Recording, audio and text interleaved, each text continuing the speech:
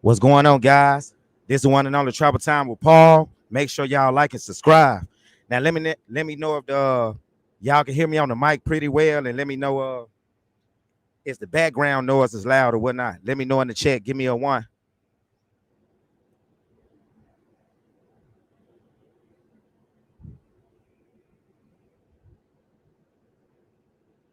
Shit, so far we got 23 people watching. Get them goddamn likes up so we can have at least 223 people watching. What's happening, Jay? Let me know if you can hear me just fine. Yeah, we got more people coming in the room. Today we got a special guest, Austin Holloman. I'm pretty sure everybody already know who he is.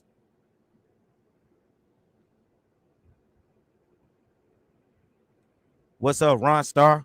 Y'all put a one if I'm too loud. Y'all put a two if y'all can't hear me at all.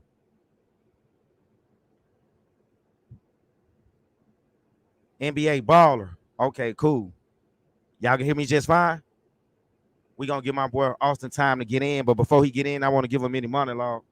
Now, I know it's been a minute since I've been uploading regular videos. Man, I've been busy. Plus, it's been the holidays and shit, 4th of July. So I crunked that grill up. Then I've been out here on this road trying to get it.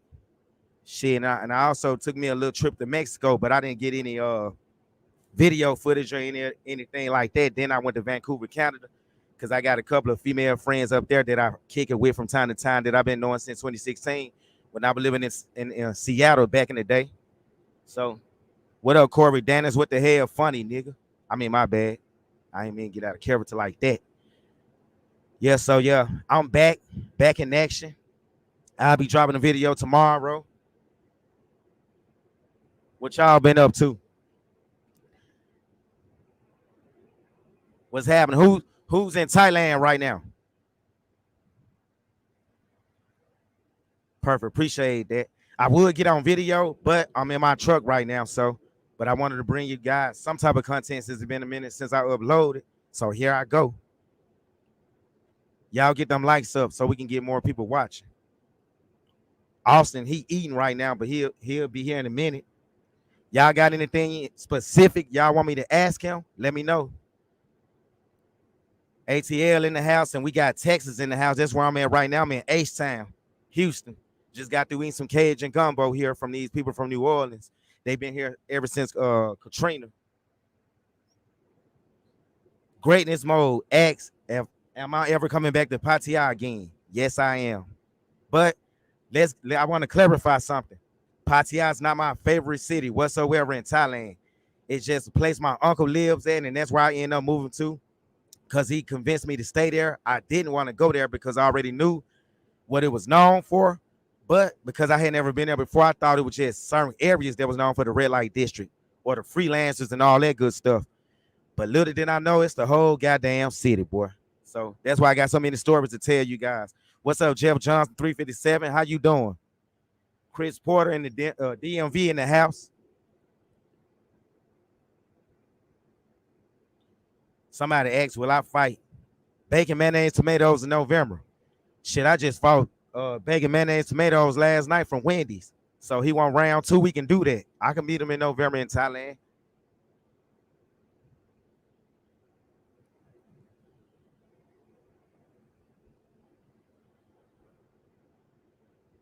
Yeah, let's get the likes up.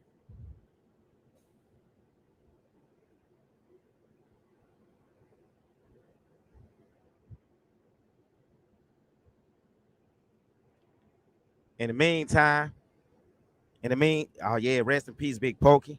In the meantime, until Austin get on here, who wants to come on? If y'all got any questions, any like small debates or anything y'all want to ask me, feel free to come on. I'm gonna put the link in the chat right now. Hold on 1 second. Yeah, I'm putting the link in the chat, and you're welcome to come on. But make sure you cammed up.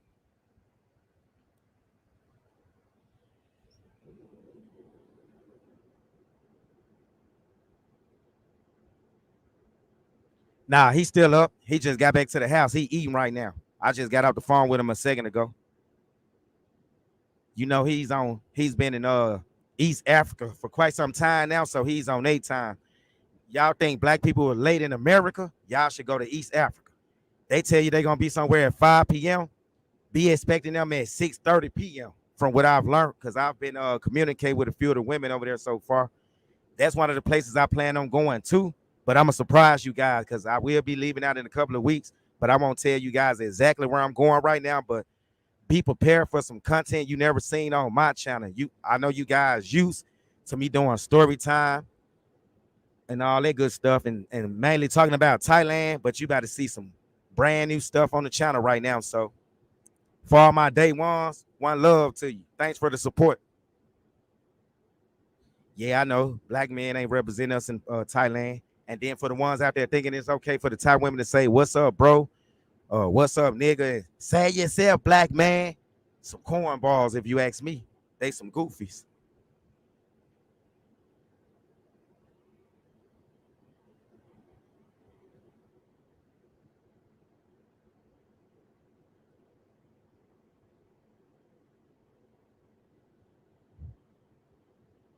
Hey, give me 1 second, y'all. Hold on, 1 second.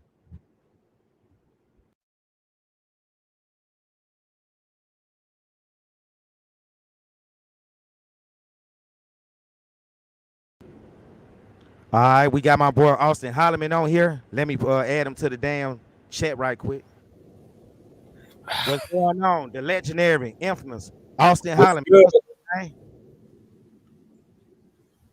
Can you hear me? Yes, sir. I can hear you. Everything is cool, man. I'm out here loving my life out here in Nairobi, Kenya. Oh, that's what's up. When you going to the coastal area? In about 2 weeks. I give it about 2 weeks. Cool. All right. So, man, I'm pretty sure everybody in the chat already know who Austin is. Shit, and I got a couple of questions for him myself or whatever. I met this young fella in Bangkok back in, want to say January of this year. I mean, it's a funny story, y'all.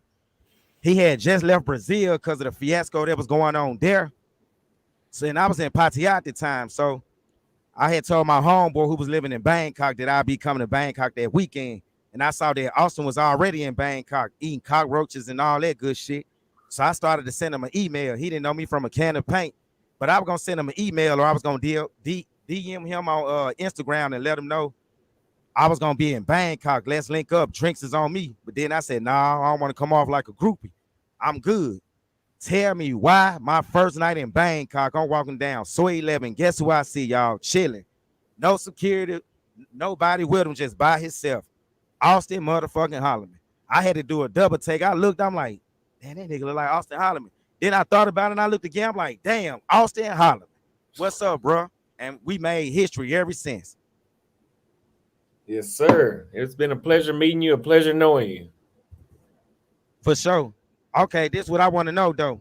Shit, at only 23, what inspired you to want to get your passport?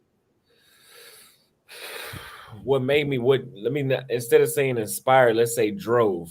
Okay, What what drove you to drove get your me what drove me to get my passport was the culture in the United States. And people know that I always started off with it being so much of the women, but it was more than that. It's about the fact of the women and the fact that there's a very toxic work culture. Yes, working a lot and making a lot of money is always great, but and it's great because in other countries they don't have that same work ethic that we have. For example, here in these Swahili countries like Tanzania, Uganda, Rwanda. Well, I don't know if Rwanda is Swahili, but these Swahili countries, they move slow, and you don't make money by bullshitting and moving slow. And it is what it is. A lot of places like Tanzania are kind of underdeveloped. You know, they're not where they could be at, and it's not so much because of colonization. I would say is whenever you call them to do a job, they show up 4 hours late, and they say, "Oh, that's the culture." Well, that culture is not going to get you nowhere. And in the United States, we do have a toxic work culture where everything has to be on time. We need to work 7 days a week, 15 hours a day. But eventually that starts to drain you and you start to have no life. So combining it with the undesirable women, I would call it. The way how they behave makes them undesirable. And then combine that with the fact that everybody has to be gay and then Damn, tell me about it. throwing in mass shootings, it's just and then throwing in big pharma that everything they give you issues. You have an issue and they give you a solution that's going to give you another issue. Everything is just not what it's made out to be. Gotcha. Now, man, you spoke before behind the scene about the Dallas dating scene or whatnot. Now I tell Yeah, everybody, and a lot of people don't agree, but Dallas, Texas got to have some of the most attractive women I've ever seen from all correct. different backgrounds. I mean, they beautiful. Whether we talking Latin women, black women, white women, they got some of the best looking white American women I've ever seen in the state of Texas. But it's like you almost got to be rich or making $100,000 a month to get with one of them. Let's talk about that. So when I was in Dallas, man, I thought I was crazy. I literally thought something was wrong with me. It never seemed like what I did was enough. So I set a date with a chick. More than likely, she's gonna flake. And I looked like this. This is not the first time I've dressed like this. This is not the first time I've kept my hair cut. This is not the first time I brushed my teeth 2 times a day. It's not the first time I looked visually appealing. It didn't mean shit. It doesn't mean shit. I honestly couldn't figure it out. And it gets annoying even talking about it, but we're gonna talk about it today. Uh, give me a couple of examples that you got, and I can give you a rundown on what I went through while I was there. Okay, like I told you before, I lived in the DFW from 2011 to 2015. After that, I went to Seattle, Washington. But I'll give you a good example. Like, let's say the way you dress right now with your tailor-made shirts on and all that good stuff, well groomed.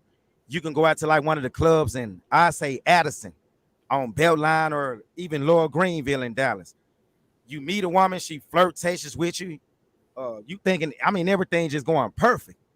All for her just to flake on you. Like, for example, you can ask her for her number or whatever, and she'll come with something like, well, you look like you already got a girlfriend, or you look like you can get a girl. I don't know if I want to give you my number or some shit like that. Or, for example, I went to this place they used to have in Addison called Buttons. And whenever I meet the so-called educated, attractive women, the conversation will be going great until they ask me, what is it you do for a living? How much money you Correct. make? Correct. Yeah, so let's talk about So that. I've had numerous women in Dallas, and I don't know what it is about Dallas, but I've had numerous women literally flirt with me, give me all these compliments, grab on my dick, kiss me, Right? say everything right. And he said, "Yeah, yeah. Matter of fact, let me get your number. Oh, I only do Instagram. Okay, so you mean to tell me you done grabbed all of my dick and you only do Instagram? So Same I with can't me. get your number. You try to take it. Well, actually, let me rewind that. Before I get to that part, you be like, hey, so what you doing after this? Oh, nothing. You know, let's kick it for a little bit. We can go back to my crib for a little bit. No, okay. Every chick don't want to go home on the first night. Fine. Then you go for the number. Then it's Snapchat or it's Instagram. What am I in fucking middle school? Exactly, man. For real. So the thing is that may happen everywhere, but in Dallas, it's so common that you'll think that you're doing something wrong. And like I said, that eventually drove me to be like, let me try somewhere else. So I tried Brazil first. First day, even Austin, actually Texas, I believe, before before Brazil. Austin, Texas was better, but it happened there too, but it was better. But I got to Brazil. Before I even got to Brazil, I had a chick that I was talking to and they experienced it was three chicks over a period of time. The first chick, the conversation was just so nice and just so genuine, and she just wanted to get to know about me, my family, where I'm from. No strings attached, no bullshit, no games. Everything was straightforward. And I was like, damn, these chicks in Brazil are just direct and everything is clear. Either she likes me or she doesn't. Right?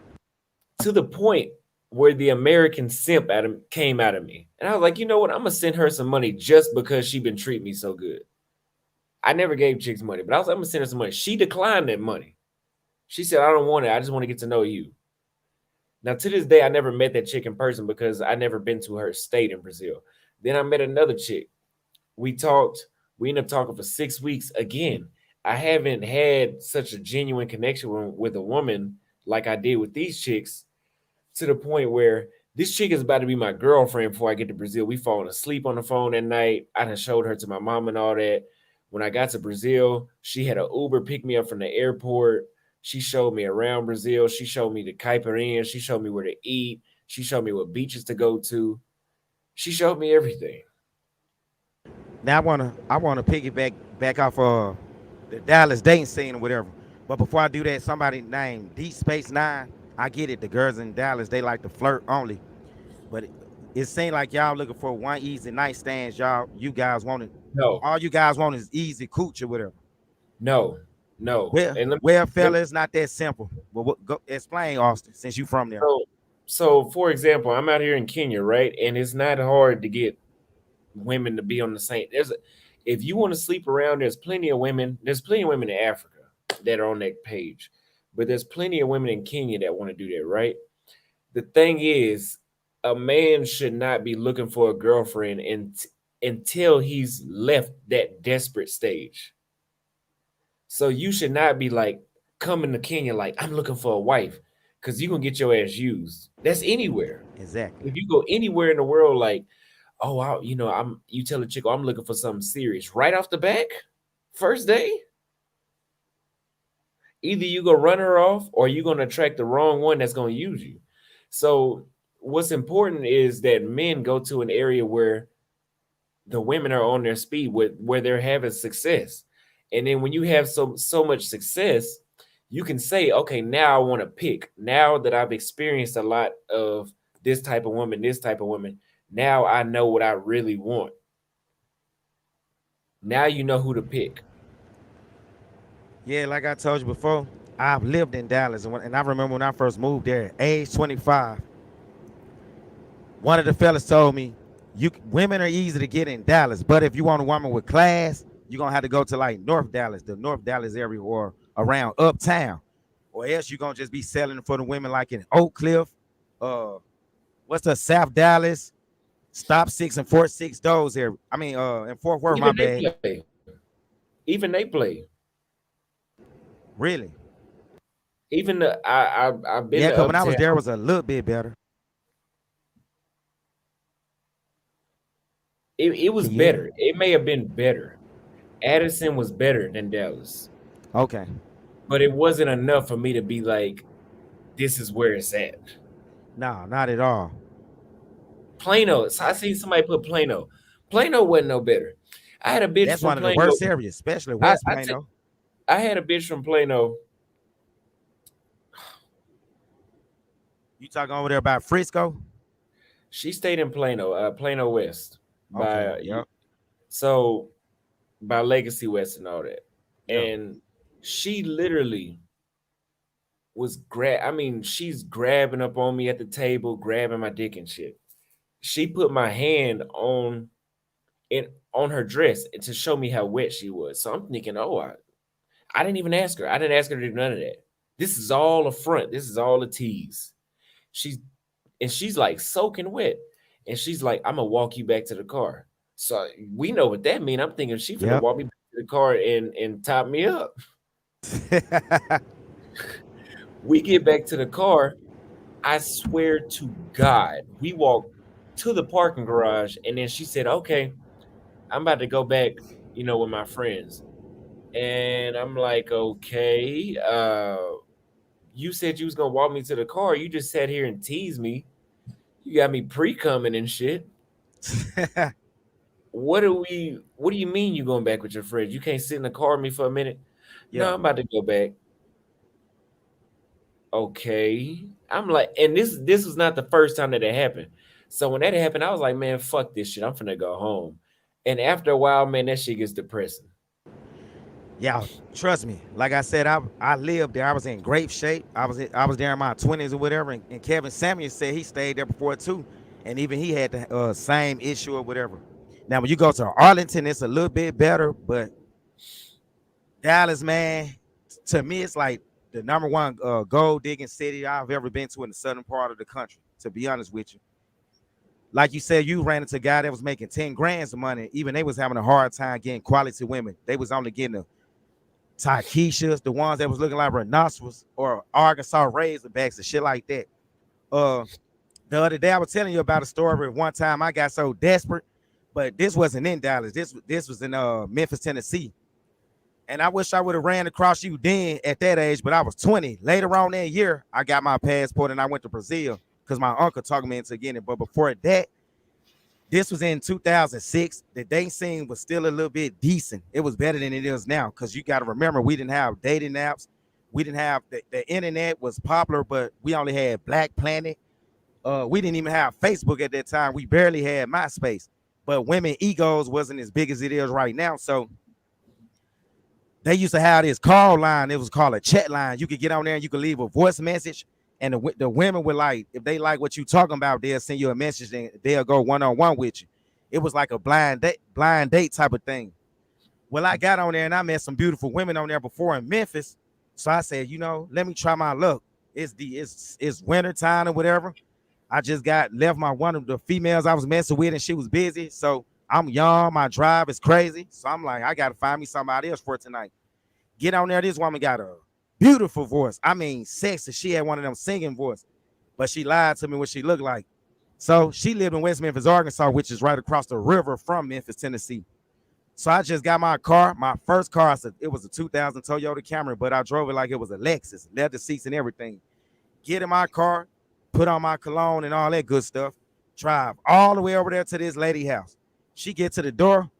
Man, let me tell you, this woman had to be at least every bit of 357 pounds. Ugly as hell. Looked like Jammer Boy. So I'm 20. I'm thinking, well, I ain't gonna turn her away. Shit, I'm a little thirsty. I'm a little desperate right now. I don't drove this far. Why not go all in? So I asked her, I don't remember her name. I tried to forget it. So I asked her, I'm just gonna make up a name. Is Tanisha here? She said, it's me. I looked up and down. I said, damn, this woman look like a bag of Idaho potatoes. Well, fuck it. Let's get into it. Got to the house, got some mouth and lip service from her. She couldn't do that worth nothing. So I said, forget it. I'm gonna go ahead on to take it to the next level. I said, you ready? She said, yeah, I'm ready. Man, that woman took her clothes off, bruh. It's like a dead deer came from the side of an interstate or whatever and walked in her bedroom and died beside her bed. So I asked her, where your bathroom at? I already knew where it was at. It was across the hallway from her room. She pointed in the direction. I walked towards that damn bathroom, made a stiff left, and got on out of there. This woman called me 200 damn times. Now you couldn't block them back then because we still had flip phones. So and I ain't want to change my number because too many baddies had my number at the time. But then I ended up listening to one of the voice messages. Man, this woman had the audacity to say, "You would never get this head again." And I'm like, "The hell, shit! You doing me a favor? I don't want that shit." But yeah, I wish I had got my passport at that time, and I wouldn't have never had to go through that. But later on, like the summer of that year, I ended up going to Brazil for the first time. Now I wanted to ask you something. When you got back from Brazil the first time, and you started making TikTok videos and YouTube videos about your experience in Brazil, how the women treated you versus how the women were treating you over here. How did you feel one morning to wake up and see that you was viral on TikTok and YouTube? Uh, Honestly, I was a little anxious. I'm gonna say I was anxious because the internet makes things seem bigger than what they are. So even though that I'm viral, I'm thinking, damn, when I walk outside, somebody's gonna notice me, which they did. But it felt good because I've always wanted my opinions to be heard. Because as you can see, I've always been very opinionated and I've always been vocal about my opinions. Right. And I unpopular opinion or not, that's kind of like why I like Charleston White too, because he says, I mean, I don't say as crazy as things as he says, Yeah, man, he be but doing all that. he says things that most people wouldn't agree with, but he doesn't care. So I was like, okay, and then I'm gonna push it. I'm gonna keep pushing it because I like my opinion. I like to be controversial, and I kept pushing it and pushing it to the point where, before you knew it, I moved it over to YouTube and I was able to live overseas, and that's been the story ever since. Okay.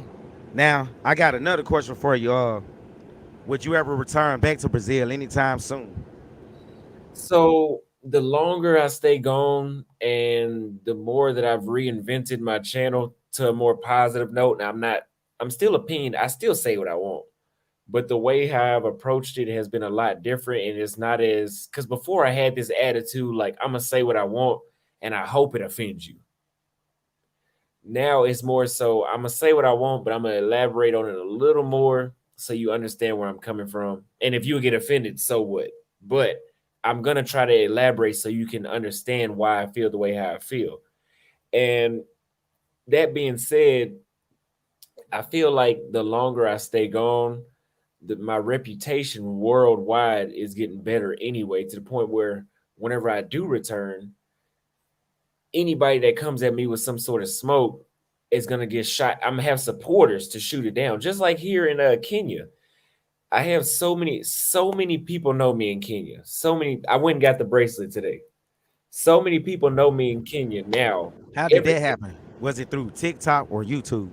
TikTok, Okay. predominantly TikTok. On average, I get approached 5 times a day here in Nairobi.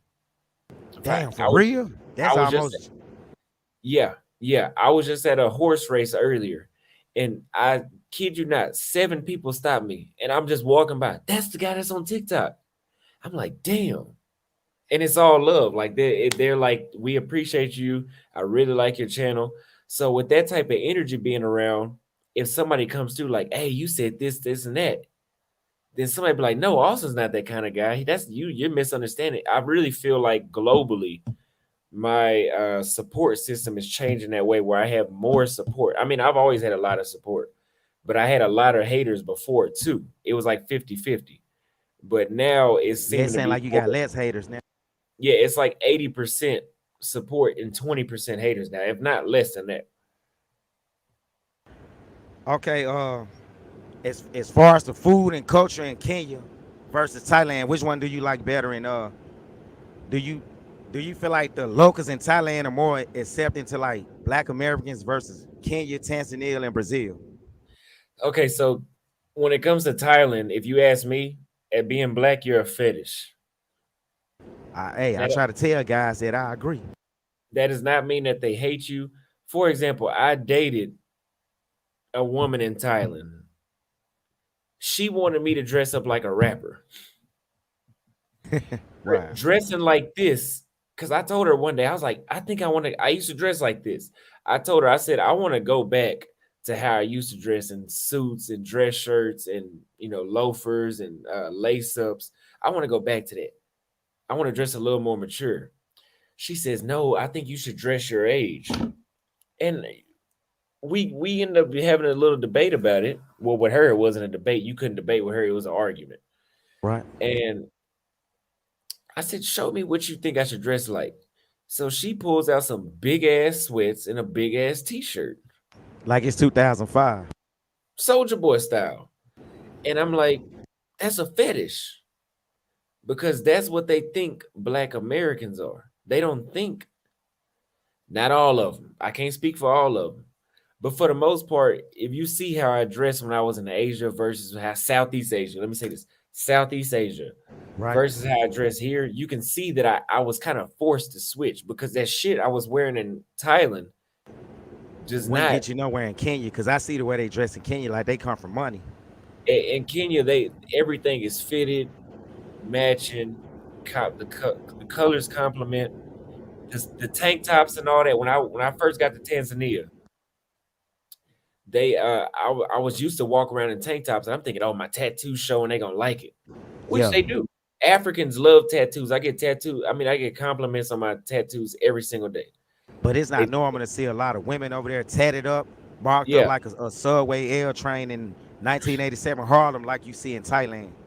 Well, most people in general, even the men, even the tattoo artist that did my African tattoo, I didn't see any tattoos on him, and he did my tattoo. So Wait a minute, he didn't have not one. he didn't have no tattoos. I didn't. If he did, I didn't see him. And he had on a short sleeve shirt, and I didn't see it. And most people start on their arms with tattoos, but the guy told me, he said, no, you need to come fully dressed. Like you need to put on a shirt, not a tank top. That's not a thing out here. So I did, and I noticed that the energy would be a lot different when I wore, fully clothed, dressed, versus being in a tank top. And then slowly I started to look around. I'm like, damn, okay, when these dudes step out, they got on tailor-made shirts and it looked good. I think it's time for me to switch back to my old style. When I Yeah. switched back to my old style, endless pussy. So I would you can't run out of it. I can't. so do you like it better than Tanzania? I As like. far as the dating scene, like, Oh yes. Oh yes. okay. Let me say this: in Tanzania, they have beautiful women. Not as many. Tanzania and Kenya, those are two countries you can walk outside and you're guaranteed to see at least five nines a day. Damn, for real? Now in Kenya, now you're gonna see 10 or 15. You can't run out of beautiful women here; they're everywhere. But the women in Kenya are more aggressive. For example, I was just at a club called Ibiza just now, right before I came here, and literally I'm just kicked back, chilling, smoking my cigar, and everywhere I look, it's a chick like just kind of giving me a little slight look to the point where one of them just did me like this and was like, "Come here." Never in Tanzania. Yeah, remember they're a little bit more they on the shot side in They're Tanzania. shy, and there's nothing wrong with being shy. Some guys like constantly. I'm not the type of guy that likes to cold approach women. I like that excitement. I like for a chick to be looking at me and Give smiling you the and green light, yeah. giving me that green light. Who doesn't like that? So in Tanzania, there is no green light. You get a yellow light, like she might peek out of her side eye. She not gonna look right at you. She might peek out her side. Let me say this in Dar es Salaam. She might peek at her, and I've been all over this Dar es Salaam. She might peek out of her side eye, but I can count maybe 2 times I had a chick just give me that wasn't a prostitute. They gave me a clear green light, like I want you to talk to me. Like I can count maybe 2 times it happened. In Kenya, that is on a daily basis. I'm at the gym. It's a chick staring at me, or she's smiling at me, or she constantly looking my way, or she just tell me anything.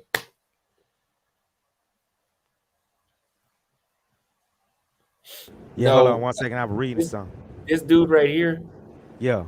when I say fine, I mean fine.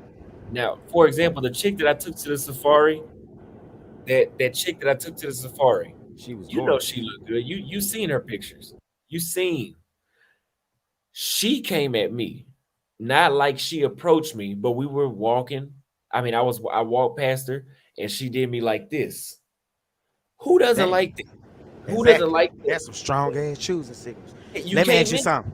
Let me ask you something, Gangster Gummy. Have you ever been in Africa, or are you one of those guys that like to go to Southeast Asia? But what was you saying, Austin? Well, I mean, who doesn't like that strong choosing signal? Like that's the thing out here. I don't know what book they reading in Kenya, but in Kenya, the women I've even had Kenyan women say it on several occasions because I brought this up to them, and they said in Kenya, even if they like you, they will go after you when you're with your girl. If you with a girl that is like you could be boo. For example, when I was with Crystal, Crystal be dancing all up on me, kissing me, hugging me, and publicly, me and Crystal was on my YouTube. I was on her Instagram, Twitter, uh, everything. The chicks knew that. They still, when I would walk to the bathroom, grab me. They're aggressive like that. All right. Are you ever going back to Tanzania anytime soon? Yeah, I now just because the women in Tanzania are not on my speed does not mean that they're undesirable. I like them. I love how they look. They got It's some just good slow looking women. motion. Yeah. It's just that speed has me stuck in Kenya right now. Uh, I Let still me need to ask go you to something. Zanzibar and Arusha too in Kenya. I mean in Tanzania. Now, let me ask you something before we continue to talk about Africa. What is it you like about Southeast Asia, and what is it you didn't like about it? Like Thailand, for example, the Philippines, Vietnam. Now I know you like Cambodia a little bit better than the other three, but what is it you like and don't like about it? So the one thing Thailand and the Philippines, well, let's say Thailand, that Thailand number one and the Philippines number two for this part is the development and the access to electronics and just things that you would be used to in the United States. So if I'm in Thailand, I want to buy an iPhone, I can buy it for the original price. There's no import tax thrown on top of there. Like I Brazil. want to if I want to buy a drone, I can buy that at the real price. If I want to buy a DJI camera, I can buy that with no issue finding it. I can buy that in Chiang Mai, I can buy that in Bangkok, I can buy that in Pattaya, I can buy that in Phuket, no problem. Same thing in the Philippines. In the Philippines, well, I'm gonna say Manila because Cebu didn't have as much as Manila, but Manila's their international city. In Manila, you can find it, but Vietnam, they had an international city. They had Zara there, but Yeah, I when it saw came, the skyline when you did the drone footage. It's yeah, gorgeous. when it came to me trying to buy a DJI, they didn't have it. They didn't even have the newest GoPro, from my understanding. They had an iPhone. I mean, I bought an iPhone at the regular price, but Vietnam has not caught up to Thailand's speed. But Thailand, the reason Thailand is convenient with that is because Thailand has made themselves to be fit for tourists. So as a tourist, there's nothing you can't get in Thailand. Like there's nothing that you cannot get in Thailand. You can I get agree. anything in Thailand. Now, another thing I liked about Thailand was how cheap it was. It's very affordable. Uh, in all four major cities, there's always something to do. Except for Chiang Mai, they're a little slow, but it's still enjoyable. There's always something to do. The people, for the most part, are friendly.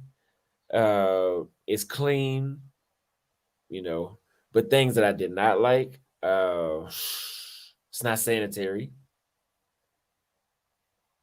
Vietnam, Philippines, Cambodia was a little more sanitary, but Vietnam, Philippines, Thailand, not sanitary.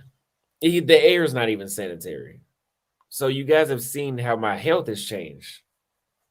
My health has changed. If you go watch my Vietnam videos, go watch my Thailand videos, you can hear my voice. I sound like my nose is plugged because it was. I stayed sick because of the air quality. In Africa, that's different. The air is fresh. Even in Nairobi, as developed that it is, the air is still fresh compared to Thailand. But Tanzania had the freshest air so far.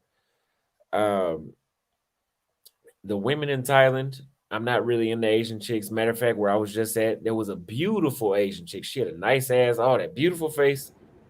I got her friend's number, but she was beautiful. And my homeboy was like, "Yeah, she's beautiful." I was like, "Oh, I was just in Asia for 4 months. Like, I'm still in. I still need that. I still need a fool with the black women. Like, and I don't really don't think I'm coming back. I'm stuck on black. Even when I was in Brazil, I was stuck on black. It's black has always been my. It's Hey, always can you been. hear me? Yeah. Hold on 1 second. I can't hear you. Hold on. The hell going on? Shit.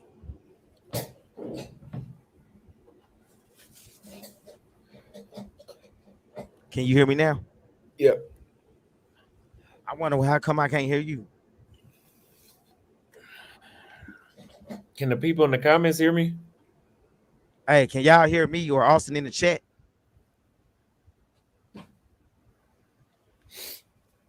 Damn, that's weird. What is it? Hold on 1 second, bro.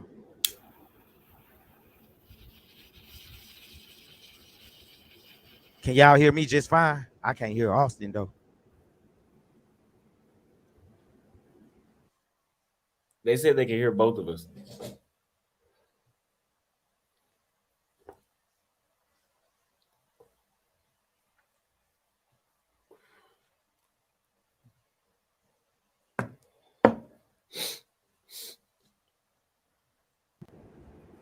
All right, say something, Austin. Can you hear me? Yeah, I can't hear. Dang, I can hear myself, but I can't hear him though. That's weird. All right, the hell I should do now? Shit. Hold on.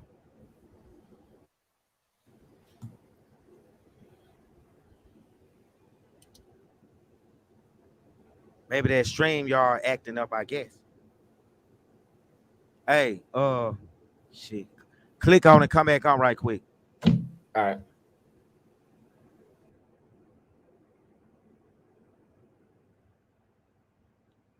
Y'all can hear me just fine, right?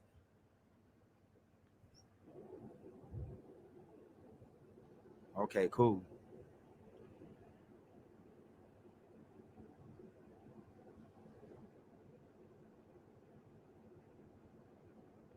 Y'all just couldn't hear him.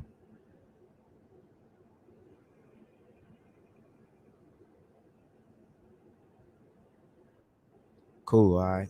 Add him back to the stream right quick. Austin. Yeah. Y'all can hear you perfect now. What's up, bro? Now I don't know what happened. I think my damn mic got disconnected. You was just talking. I ain't hear nothing you said when we were talking about the culture in Southeast Asia and all that good stuff. Okay. So I mean, the women. What did you last hear? Now the last thing I heard was like you were talking about how easy it is to get electronics in Bangkok and all that good stuff. Damn, that was a Versus, long time ago. y'all don't worry about it. We ain't got to backtrack that far. But I'm gonna ask you this though. Now let's take it back to Brazil. We ain't gonna talk about Brazil too long, but this is what I would like to know. When uh when the incident went down in Brazil or whatever, and you woke up one morning, the video went viral. I think it was on Twitter, the one you did on the beach when you was interviewing all the young Brazilian women. It got up Yes, to like 2 million views. 2.3. Yeah. How did you feel to look on Twitter and Instagram and saw you was getting a lot of death threats and a lot of mediocre Brazilian women was coming at you kind of funny? I even seen one with some like cross-eyed with glasses on, very unattractive. Get out of our country, you filthy animal, motherfucker. We don't want you here. I'm like, damn, I wonder what's running through his head. I was in Pattaya when all this was going on at the time, but what was running through your head? How was you feeling? Uh. Y'all hit the So like button. so initially, I posted that video at 3 o'clock in the morning. I was in Sao Paulo. I was excited to enjoy this new city. Different vibe, New Yorky vibe. It was very New York like, very New York like. Wasn't anything like Salvador Rio or Recife. But I posted that, woke up, that video had 30,000 views. I went to the gym because I was like, oh, okay, I need to start posting on Twitter. And while I'm at the gym, my phone's just going off, going off, going off. I'm like, okay, that's good. People like the video. I'm not even reading the comments. I start recording, doing more interviews of the same type, different question though. And I start recording more. And then I'm walking around, I'm buying some more clothes and stuff because it's colder out there.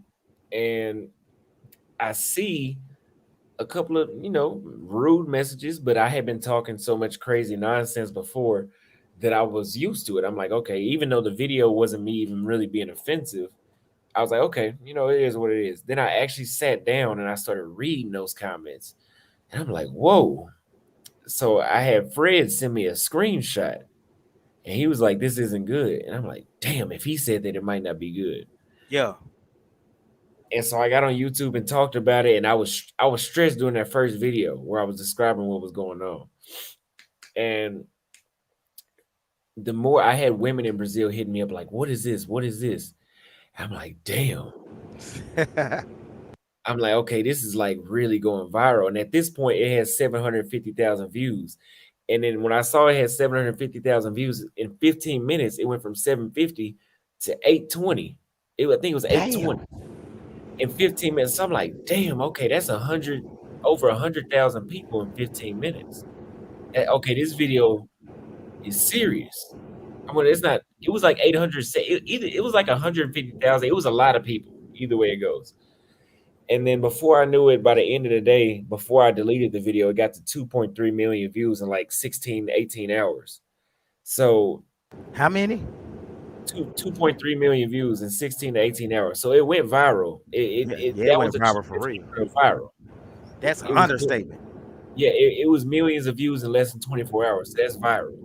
So I always wanted to have my videos go viral in Brazil, but not for the wrong reason. And they presented it that way, and it was so much heat. I just knew I'm not even gonna be able to explain myself. Like I think this is the end of Brazil for me.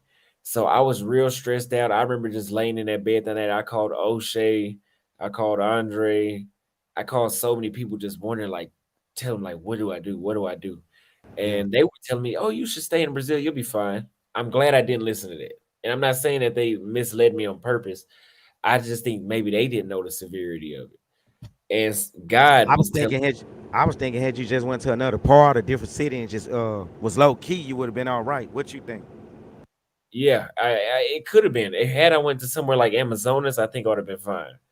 But which I should have did that maybe. I shouldn't have done that because I probably wouldn't be in Africa right now. Yeah, But some things happen for a reason. and it was a good reason it happened because I'm actually the fact that there's way less crime here and they're all black people here is it's a life changing experience. But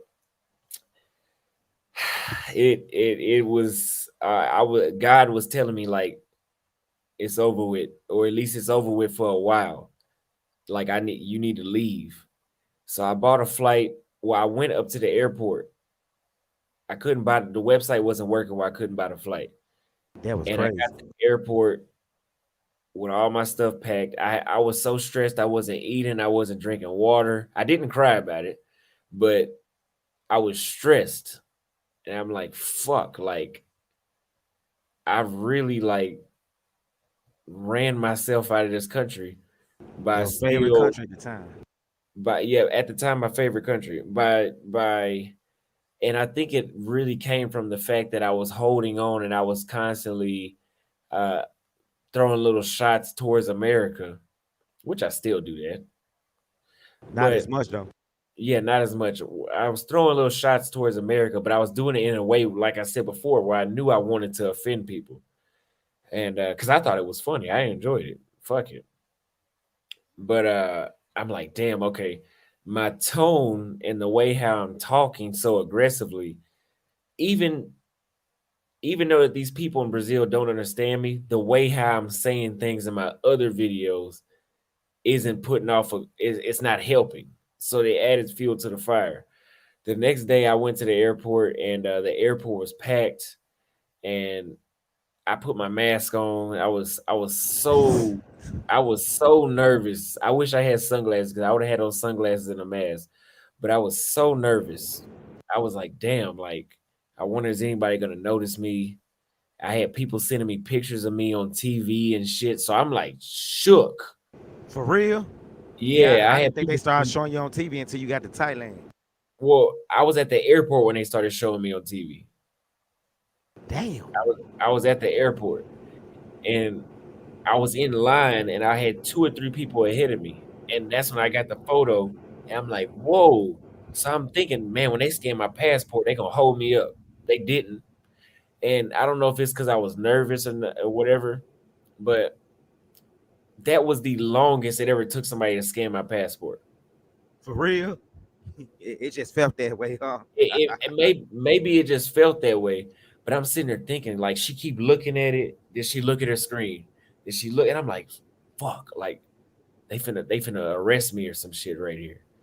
Anyway, I got through the gate. Once I got through immigration, I was like, okay, I'm fine. I still had my mask on. I honestly didn't feel safe until I got to India.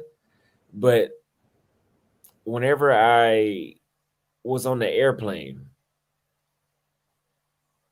whenever I was on the airplane, I was sitting at the very back. And when before the plane was about to take off, they stopped the plane.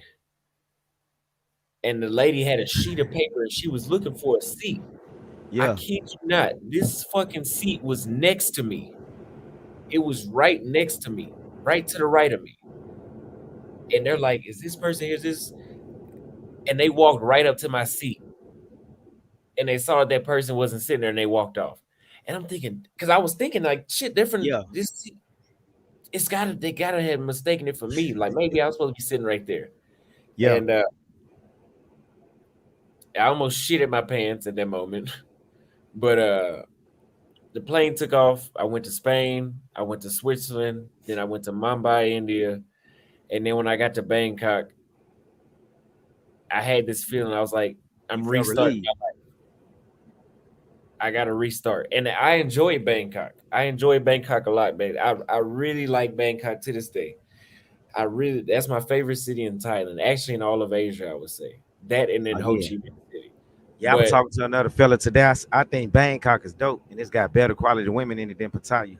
yeah, if you, I mean, you still got to pay. Hey, You still well, got to pay, but they just look better yeah, and they're a little smarter in Bangkok.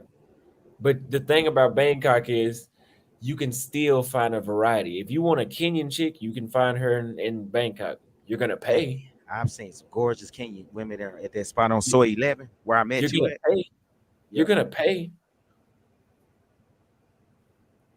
Now, have I had a Kenyan chick in Bangkok that I didn't pay for? Yes, but you're gonna pay. Joseph McKinney said, no, no, you don't. Never believe somebody that tell you they went to Thailand and didn't pay for no pussy. Hey, they just remind me. I remember the first time when you first started going viral. You went to Thailand. I want to say last fall for the first time. And when you got there, when you got to Pattaya, you straight up got on the YouTube. You did a video and was blunt. Man, I don't believe none of these YouTubers, these guys paying for women to be in their videos. You ain't say they were tricking, but you said all these women are prostitutes. Uh, Before you went to Pattaya, did you not realize the whole city was like that, or you thought it was just a small portion like I did, like certain districts? So whenever the way how Richie Mack and them sold it, and just out of common sense, I'm thinking like, you know, it might be prostitution down there, but when I get there, I know there's regular women. There are regular women. Yeah. Find Where in them. Pattaya? Find them. I was gonna say the only regular women I've seen there was with Thai dudes. There's regular women in Thailand. Find them. Hey, when I made a short telling guys that Thai women don't prefer black men, I meant that. You can ask Austin. He's the living witness of it because like it'll be times Thai women don't want to be rude. So a lot of times if you try to talk to one of them, even if they freelancers, they won't just straight out say no. They'll just say, I won't talk to you. You got big pain or whatever. That's just their excuse to not talk to a brother or whatever. But they do prefer brothers dead last. They only start talking to brothers when they post wall or done hit the wall already, or the white boys or the Asian guys and even the Indian guys don't want to talk to them no more. That's when they come after us. Not saying you can't find one that's young and that'll mess with a black man, but it's almost slim to be honest with you, especially in a place like Pattaya. And we talking about freelancers. And he said, and he He said you can't says, find them in the mall or the restaurant. you can find them in the mall restaurants. He talking about Bullshit. Bangkok. Bullshit. You can find they're there. Are they gonna fuck with you? Yeah, because I don't went to that mall. What is it? The one that got the DJI store in Bangkok. Man, them women look standoffish in that joint. They're not even approachable. Hey, Joseph McKinney, which mall did you go to?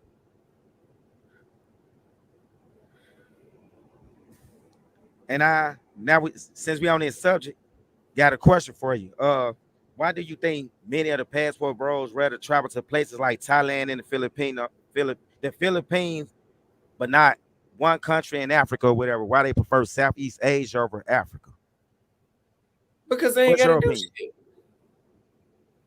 Because look at You got to this. be on your game to go to Kenya. Based on the videos I've seen on your vlog, the way you dress and the way the local men dress, man, they make the guys that's going to Thailand look like a joke. And these American guys versus Kenyan Look, guys. I'm gonna tell you like this. If you are so-called running through these regular women in Bangkok, you ain't running through shit in Africa. Really? The standards are too different. So The that's sta- so that's why we got guys like, no offense, but bacon, mayonnaise, tomatoes probably never step foot in Africa, huh?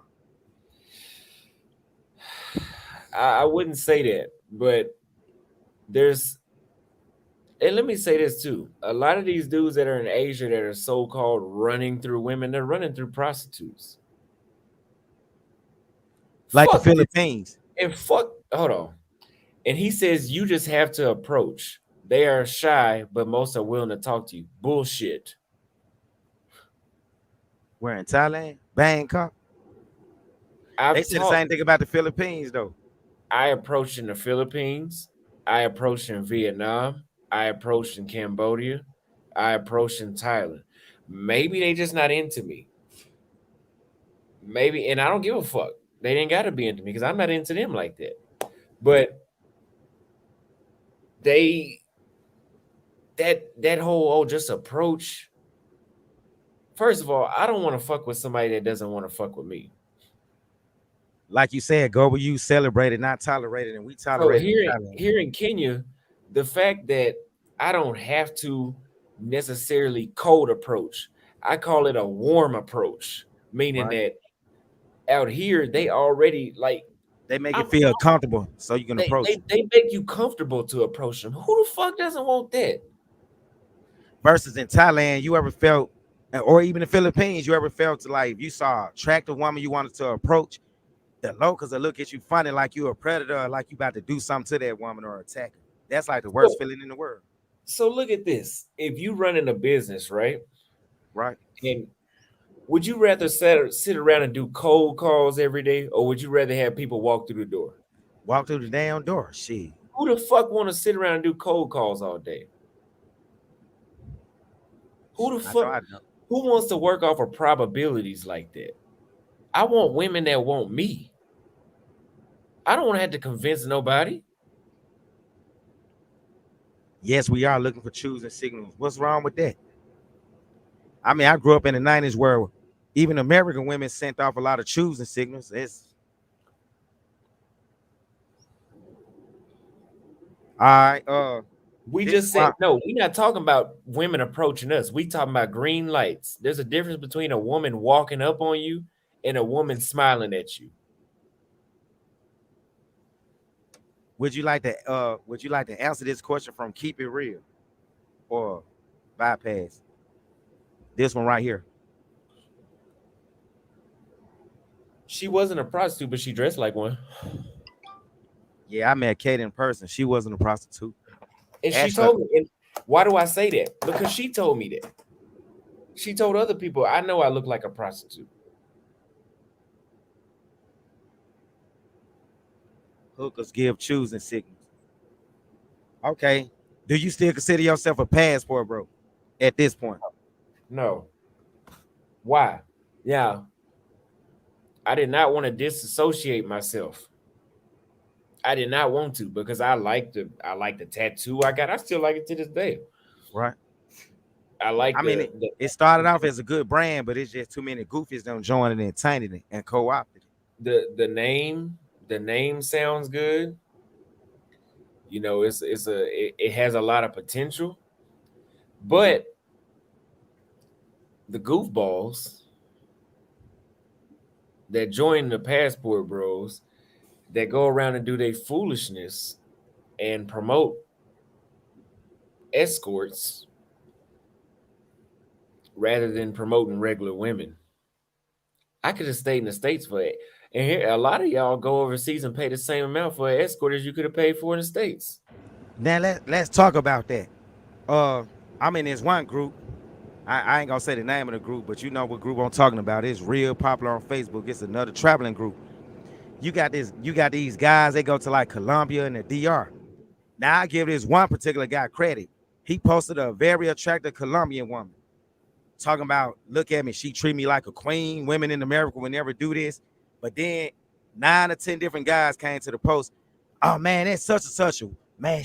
She swallowed my kids not too long ago. We had her. She charged 150 an hour. They put him on the spot. Basically, he was promoting a pro, trying to make it seem like she was a regular woman or whatever. My beef with the so-called passport bros is I thought y'all was going to these countries for fit, friendly, and submissive women. But then a lot of y'all going to get prostitutes, and then y'all getting on these YouTube trying to talk about some black women ain't gonna be mad. Look what we got. So y'all really think they gonna be mad because y'all going to get pros or whatnot? I mean, I can see if y'all was getting women in these countries with substance, then if I was them, maybe I'd be mad too. But care to like elaborate on that? A lot of these. passport bros, not all of them, because I met some. It's some of them out here in Africa, but a lot of them don't like black women. They just don't, and they have some sort of vendetta or whatever the fuck it's called, some sort of vengeance that they want to get back against black women in the states. And don't throw me into that bucket because I said American women. I said Yes, all of them was the same. Now, being in Africa, being around black women from America, I will say the longer that they've been in Africa, they I still wouldn't fool with them, but they're a little more tolerable. I have not slept with an American woman since I left for America, but the ones I met, I'll be like, you know what, some of my homegirls now, we cool, we just friends now because that's all we could do. You know what? Oh, she cool. Let me try her out. Same bullshit. wow. The same. Now, what was the experience better than back home? Yes, most of the time. But overall, same bullshit. But a lot of these dudes don't like black women, and I agree with you because, like in they that same group that we was just talking about, checking into effect, I think that's traveling now that be going. That's in Nigeria or was in Nigeria not too long ago. He was at a pool party, and all the same dudes in his group that go to the pool parties in Thailand, they had the audacity to say, "Look, they too Americanized for me. I ain't never going to Nigeria. Look how Americanized the women are." Then I got to think to myself, but damn, y'all around the most Americanized women in Southeast Asia and Pattaya. I mean, they look busted up like a busted thing of biscuit, tatted up, more stretch marks than a goddamn chili can. I mean, y'all talking about Americanized and Westernized. Look at the women y'all with in Pattaya. So I think they just really don't like black women worldwide or whatever, because a lot of these Asian women they mess with in the Philippines and in Thailand are more Americanized than the Nigerian women that I've seen in the old boy video. and for the people that are so far gone that you think black women worldwide are the same, good luck. I mean, there's nothing I can do to change your mind because my vlogs are here to show you I'm having a good time with the black women here. I show black women here Floyd's video all the time where he said that, oh, he had the little Asian chick sitting next to him, and he's like, the women in the states don't do us no good. They're not traditional. They don't cook and clean. All they do is complain. And when the Yeah, women hear that, they say, really, the women in the states don't know how to cook and clean? Like they don't even know that, even though they listen to some of them listen to Cardi B, they don't take that shit serious because in this society over here, they're even though they enjoy the music, oh, fuck niggas and that, but they it's a know damn well patriarchal that society. but they know that shit don't really work in real life. Let me ask you something: is Kenya considered a patriarch or matriarch society? It's still a patriarchy here from what I can Okay, see. so men still running everything. So a lot of that, I don't cook, I don't clean. Let me tell you how I got this ring. That ain't gonna fly with a lot of the men Well, there. this is how you know it's a patriarchy. It's an anti-gay zone. Yes, that's making headlines right now as we talking, as we speaking. I was looking at Kenya, that on YouTube. pretty much all of Africa. Kenya, Tanzania, Uganda, Rwanda is anti-gay, and you cannot have a matriarchy and have anti-gay. What's your favorite country so far out of all the countries you've been to in the last year or two? It's still in between Brazil and Kenya, Okay, okay. What you think about Rwanda? but I'm gonna have to give it to Kenya because in Kenya I feel safer. Uh, it's all black. That cancel culture shit really isn't here, and it's a life changing experience to be around other black people without that aggression, without that envy. I mean, there's envy everywhere in the world, but in the states, it's just hella envious amongst black people. What did you just ask me though? Yeah, my mic had went out. Now I was asking you, what was your experience in Uganda and Rwanda? Like, would you ever return back to those two places?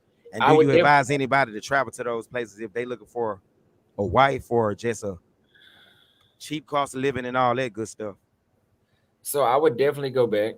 Uh, I would definitely go back to Rwanda, but that's because I have women in Rwanda that want to see me. Going to Rwanda just to have a good time, not so much. Rwanda is a place that you go to look at the mountains, the Yeah, deer, it's gorgeous. the landscape. You know, the stuff that white people do when they tour places. They go look at safaris and shit and gorillas. That's a place for that. But to go kick it, no. What's your Uganda, plan? Oh, my fault. Go same ahead. thing. Uganda's the same thing. There's a better party scene, but everywhere I went to, there was hella dudes. Yeah, it was like a sausage fest, huh? Yeah. Now, when you leave Kenya, what would be the next country you going to? Are you ever going to South Africa, or you gonna make your way to the west, or are you going north? So I thought about switching it up a little bit because what I was gonna do was go from east, south to west to north. But the prices of the flights are the same. Like it costs you just as much to go on an hour flight as it does to go to a fucking 6 hour flight. Like I can fly to Mozambique from Tanzania for $500 one way. I can also fly from Tanzania to Ghana for $600 or $700. So it really, what difference does it make? What order? I'm starting to figure out it doesn't really even matter what order I go in. But I had planned initially to go once I left here to go to Madagascar, Reunion Island, and Right. then Mauritius. Okay. Now, what's been your Uh-huh. what was you about to say? Go, Now go, I'm go gonna ahead. ask you, what's been your experience with the Black American expats in Kenya versus Tanzania? They're a lot more friendly, and I feel like there's less extortion and there's less. Like in Tanzania, there's like a lot, and I don't like American expats pretty much worldwide because it seems like they're more of your enemy than the locals. Yes, I see it all started in Brazil. The whole time there was a Brazilian guy behind, like what was Shorty name? The feminist down in Brazil that was trying to get you caught up. Stephanie Ribeiro, there was a black American that was behind a lot of that. Not all of it, but he was behind a good number of it. Yeah, believe it or not, that gym that you used to work out at in Pattaya, you got a lot of guys, and I won't say no name, but one well-known person, bacon mayonnaise tomatoes. I guess they let her know that I used her picture as my thumbnail on one of my guys on Bring Your Heart to Pattaya episodes. They claim she's heated, but I got a question to ask. How would she even know that I'm using her picture?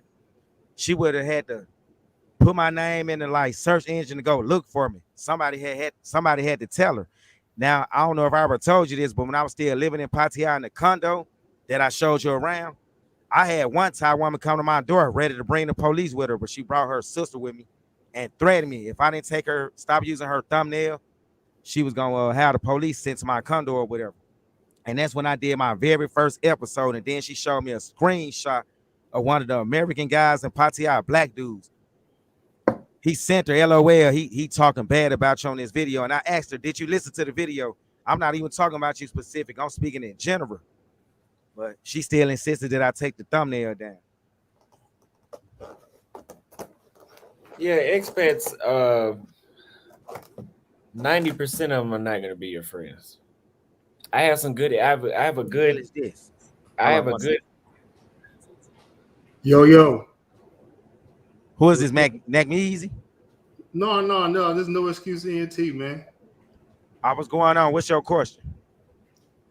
Oh man, no, I was pulling up, man. Shout out to Austin, man. What up, bro? What's up? Not much, man. So are you planning on? I know you was alluding to hitting up South Africa. That's a country that I pretty much think will have guys that have the easiest transition if they wanted to live in Africa. It is a little bit more westernized, but they have a lot of different cities to choose from. So Austin, do you agree with that statement right there? He said Africa is a little bit more westernized, but nobody ever says that about Thailand, which I South think Africa, is way more South westernized. Well, he said that about South Africa. From what I've Okay. heard, South Africa is,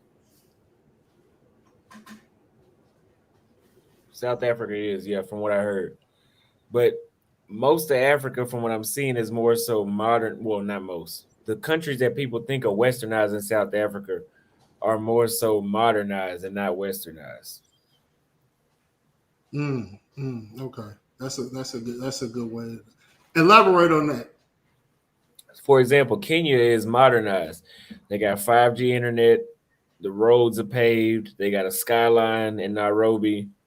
Everybody speaks. Just about every goddamn person in this country, in this city that I've met, speaks English. Oh wow. They're up to date. They all on social media. This is a good place to grow your social media, but they're not westernized. They're not forcing you to be gay. The women aren't talking back to you. They're not masculine. Can they cook? They can cook and they can clean. Whenever I was, y'all know Crystal used to spend a night with me and all that. I went to the gym one day. I came back. The entire apartment looked like fucking hotel room service that came through and cleaned it up. That's not happening in the States. You want to know where else that's really not happening at either? Thailand, like these brothers claim it is. I mean, they clean, but they do a shitty job though. They really lazy, Okay, if you ask me I've though. never had anybody in Thailand clean for me. I'm not saying it doesn't happen. I'm not saying that. But Okay. I've never came back home after leaving a Thai chick at home and the place looked like she did something. It looked like they had just been sitting there.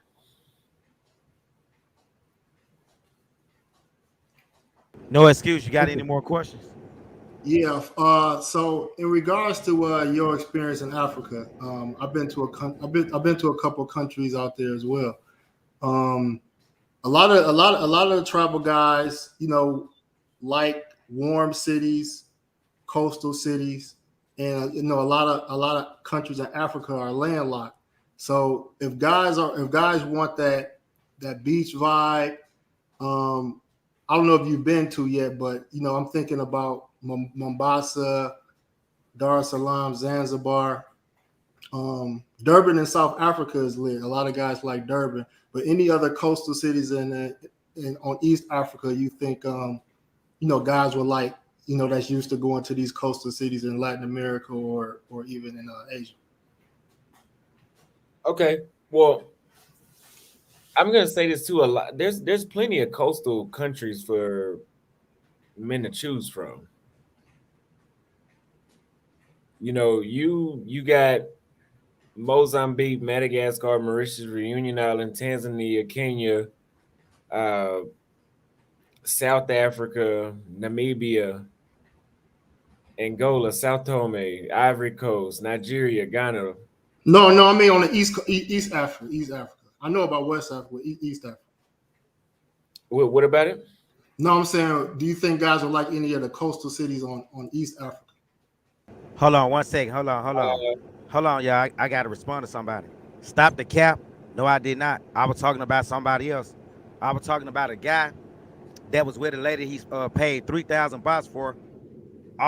He paid all that money for her, but she didn't want him. She would choose in Austin. So get it right. Don't be putting words in my mouth now.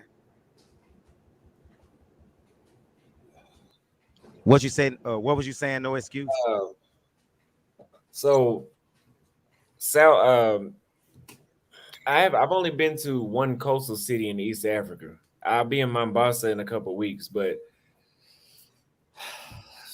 Dar es Salaam is a coastal city, but it's going to be a huge culture shock because it was a culture shock for me. You got to get used to, a lot of people that don't know. I mean, people know a lot of people know English in Dar es Salaam. If they know English, more than likely they're at a higher standard of living. The people that didn't know English, like the Uber drivers, the Bolt drivers, a lot of them they didn't know English, so you got to deal with that. You got to deal with motherfuckers trying to scam you all the time. Tanzania, and Dar es Salaam, they gonna try to scam your ass. Oh, they gonna try to scam you. This in Kenya, right? Dar es Salaam is in Tanzania. Oh wow. Uh, Uh, have you been having any problems with the Uber drivers in Kenya like you have in Tanzania? I had to get on this one dude ass the other day. He catch himself trying to drop me off on the other side of the freeway because it was traffic. But other than that, I haven't had any scamming. I haven't had any scamming issues. Y'all And get the likes up.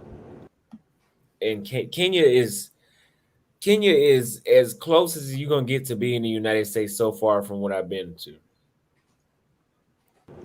Let me ask you something. Is it as modernized as Bangkok, Nairobi?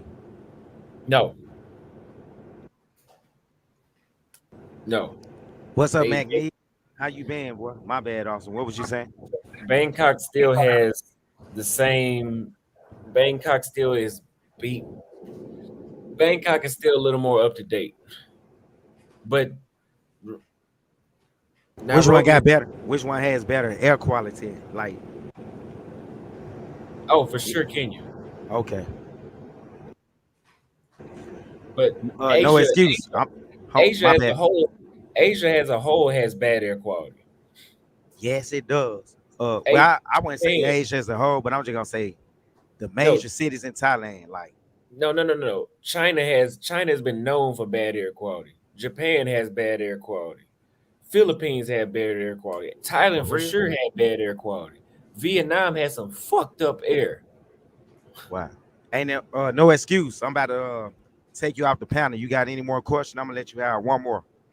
All right, yeah. My last question, man, and Austin, I'll be in Africa in December, man. Maybe I could cross paths with you, bro. But as far as Mozambique, it's a Portuguese speaking country.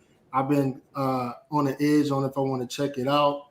I know you haven't been to Mozambique yet, but do you think brothers would be able to handle a Portuguese speaking country like Mozambique? And I'm out. No, because they can't handle Brazil. A lot of dudes go to Brazil and they don't speak Portuguese, and so Yeah, they're limited. yeah. That's why And you don't really hear a lot of people talking about going to Brazil in droves no more. They all going to Thailand now. there, McNeese, unmute your mic. there's more opportunity in Brazil as opposed to Mozambique. So you combine that, you don't know the language, and this is a poorer country, or this is a country where people have less on average, and you limit it to the women that prostitutes or green card. Portuguese in Brazil, you open doors up to the amount of women you can be with. Go ahead, Nick. What's up, Paul? What's up? I'm Austin, just checking in on y'all. I was in the chat supporting the stream. So when I feel like I can interject something, then I will. But Austin, I actually met you at Big C in Central Pattaya. I was sitting on the steps, and you and I Yeah, I had a remember very you. brief conversation about your Thai boxing or whatever. Yeah, I remember you. Yeah. So yeah, I always said that you were super respectful. So I don't have no issues with nothing like that. The Africa thing though, because I have business in Africa and I've been there. I wouldn't call myself an expert on Africa, but I would just say any place on the planet that has messed up economic conditions is ripe for 304 activity. You know what I'm saying?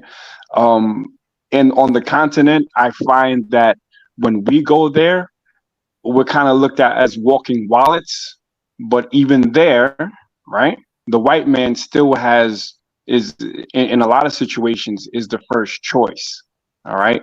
So I don't want to sell it like, the whole continent is just like a bunch of cultured women and it's all patriarchal, because it's not. There's a lot of matriarchal and matrilineal societies in West, Central, South, and East Africa. So what I will agree is that they don't really rock with that gay agenda, which is what I support. You know what I'm saying? But no, I support that they don't rock with it. I don't support the gay agenda.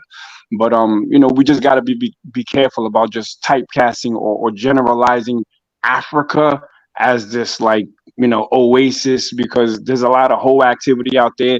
Since the internet has is prevalent everywhere, you're gonna get hoes. You're gonna get people that's scamming. You're gonna get 304s. In certain countries, like I was in Ghana, you have people offering you their wives just for money. You know what I'm saying? So, Damn. I know a lot of people have smoke for American women, but I'll say, look, you'd be better off in America getting a real partner who can help you build something than you could with some broke ass chick that's just looking at you as a walking wallet. So I haven't experienced that, but I will say in places in Africa I've been to that are more developed, the women, I'm gonna touch on a couple of points with this too. The women are, like, for example, here in Nairobi, if the women are doing a lot of sleeping around and sleeping with a bunch of different dudes, it's because they want to, not necessarily because they have to. Uh, in Tanzania, it's kind of 50-50. The opportunity is less there, so you have a lot of whores, not all of them, because I did say that they were shy. So there's no such thing as a shy whore. You know, you can't be a whore and keep your mouth zipped. That doesn't even go together. But in Tanzania, there's women that are selling themselves because they have to, and there's some women sleeping around just because they want to. But in less developed areas, yes, that is a thing. But in Nairobi, I think the perfect word is just liberated. So Next. I'll give some slight pushback on that. What you describe is essentially pataya. You have girls out there that don't actually have to be 304s, but they like being 304s. They leave their kids in the province to be raised by their grandmas, right? So when And I'm they saying just get whores, drunk. I'm not talking about prostitutes. When I'm saying three, when I'm saying three, Just so here I'm saying just chicks that men would call whores because they're easy to sleep with. I gotcha. They not But that's charging. not what we're looking for, is it? Are we promoting, just dealing with loosey goosey chicks? No, I mean I'm not promoting anything. What I'm saying, Right. I'm just saying that here in Nairobi, if what some dude would call women whores, or like they're not selling them. I haven't ran into a woman that has tried to charge me here in Nairobi. In Tanzania, I did. In Uganda, I did. In Right. Rwanda, it wasn't enough women walking around for me to even say that I ran into that shit. Yeah, that so I think my point really here is that every situation that you can find in America, you will find on the continent as well, in terms of loose women, right? Used to call women that are loose like that just smuts. So you got chicks out there that's smutting for money, you got chicks out there that's smutting for free. At the end of the day, we can't put these African women on a pedestal in general above our own American women, specifically Black American women, because they're exhibiting some of the same behaviors that we try to generalize our Black American women for, but we tend to ignore it when it's African exotical. You see, while we have women that swirl in America, the swirling in Kenya is crazy. If you look at some of the news clips from recent history, there was a white guy, a DJ, that infected about, it was like 100 or something women with HIV in Kenya. There's women out there selling box for literal fish. There's $2 prostitutes. So, like I said, if the So we're economic talking about two conditions are different right, types of women. what So happened? so if you talking about a woman that's selling her pussy for a damn fish, I don't even interact with those women. No, I'm not even neither do cool with I. them. But I'm saying that exists, right? Because the narrative here, not here, but the narrative tends to be in these spaces, is that you get a foreign woman, whether whatever country, they're more traditional, they're more, essentially they're better wife material. And what I'm saying is, if you're a Black American or you're an American in general, and you go to Africa, be prepared to be treated like a wallet. They may smile, they may be a little more cooperative, but at the end of the day, because you're not from their ethnic group, right? So you don't have that ethnic access. Um, they're definitely going to be looking at you as a come up. And if it ain't you, then it'll be somebody else. They've got family to feed. And when you have a family to feed, it'll cause you to do strange things for some change. Again, the women I'm dealing with, they're not they're not they don't have that situation of, I don't deal with starving women. McMees, I got a question for you. Yes, Do you think sir. they do you think the women in Kenya are just as bad as the women in Thailand when it comes to like selling a box for some money, some food? Which one you think is worse? Whew, I would say that the conditions are ripe in both countries, but I would say that they probably have a better finesse game in Thailand because they'll get five dudes to do the same to all send a thousand a month, right? So the chicks in Thailand have more money, while the chicks in Kenya, I would assume don't have the game down to that. But if you look at some of the women in the clubs in Kenya, right, Right. they they act literally just like the same women that a lot of our brothers are throwing shots at, literally getting drunk, right? Wearing provocative clothing, not exhibiting any sort of, you know, wifey material characteristics. Because Those are at my the end of the though. day, they just a smut is a smut, regardless of the border. Okay, so I talked to so even in my group chat for my Facebook group, my private group chat, not even Facebook group, I told them in this one area that I'm at in Nairobi, there's more fun girls and wives. But when I go outside of this area, you can find more women that don't go to the club but once a month and they're not getting drunk constantly. But if you're talking about Westlands, Parklands, maybe you are running into that. But they're to say that they're exhibiting the same behavior as back in the States. I mean, the difference is you got a bitch in the States that'll be getting drunk and she not even gonna suck your dick or clean your house. So that's a huge difference. Oh wow. Thanks for the super chat. Yeah, I mean, actually, I don't see it as a difference on a strength that that chick that won't suck your dick, you know, in the states that you said. Um, you know, here's the thing: we can't generalize all women either way. All Africans ain't smuts. All Black American chicks ain't, you know, non-cooperative. It just No depends on doubt. the individual person.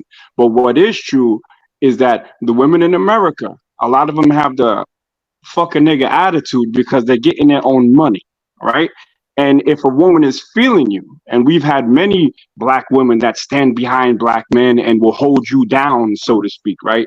Um, that ain't gonna happen. You ain't gonna get that in Kenya because they ain't got money like that.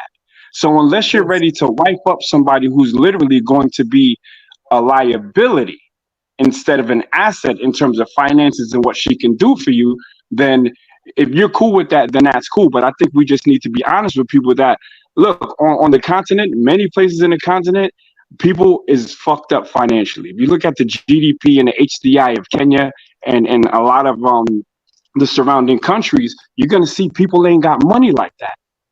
So the attitude that we're seeing from black women is an attitude saying, look, I don't have to take your shit because I'm getting money too. Now, if you want your shit, you can get a chick to submit based off of your game. That's why pimps exist in the world. They can have a chick Ma- sell a pussy and then give the money to them. So if your game is tight, you can convert one of these chicks and actually have them paying you. I'm gonna land right here, brother. Um, See, to me, I've always been on some shit like, what do you bring to the table besides your pussy? Right? So if it's a black American woman, look, oh, how's your credit? How's your conversation? What's your politics like? You can't have these conversations with these women on the continent because number one, there's Bullshit. no cultural connection. There's no cultural connection. Number two, they're economically strapped.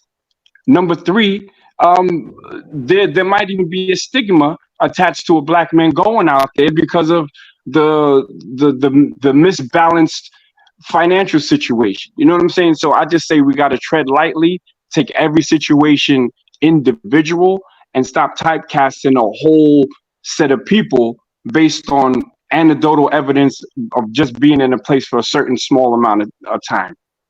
Okay. So let me say this. First of all, women in the United States ain't making shit.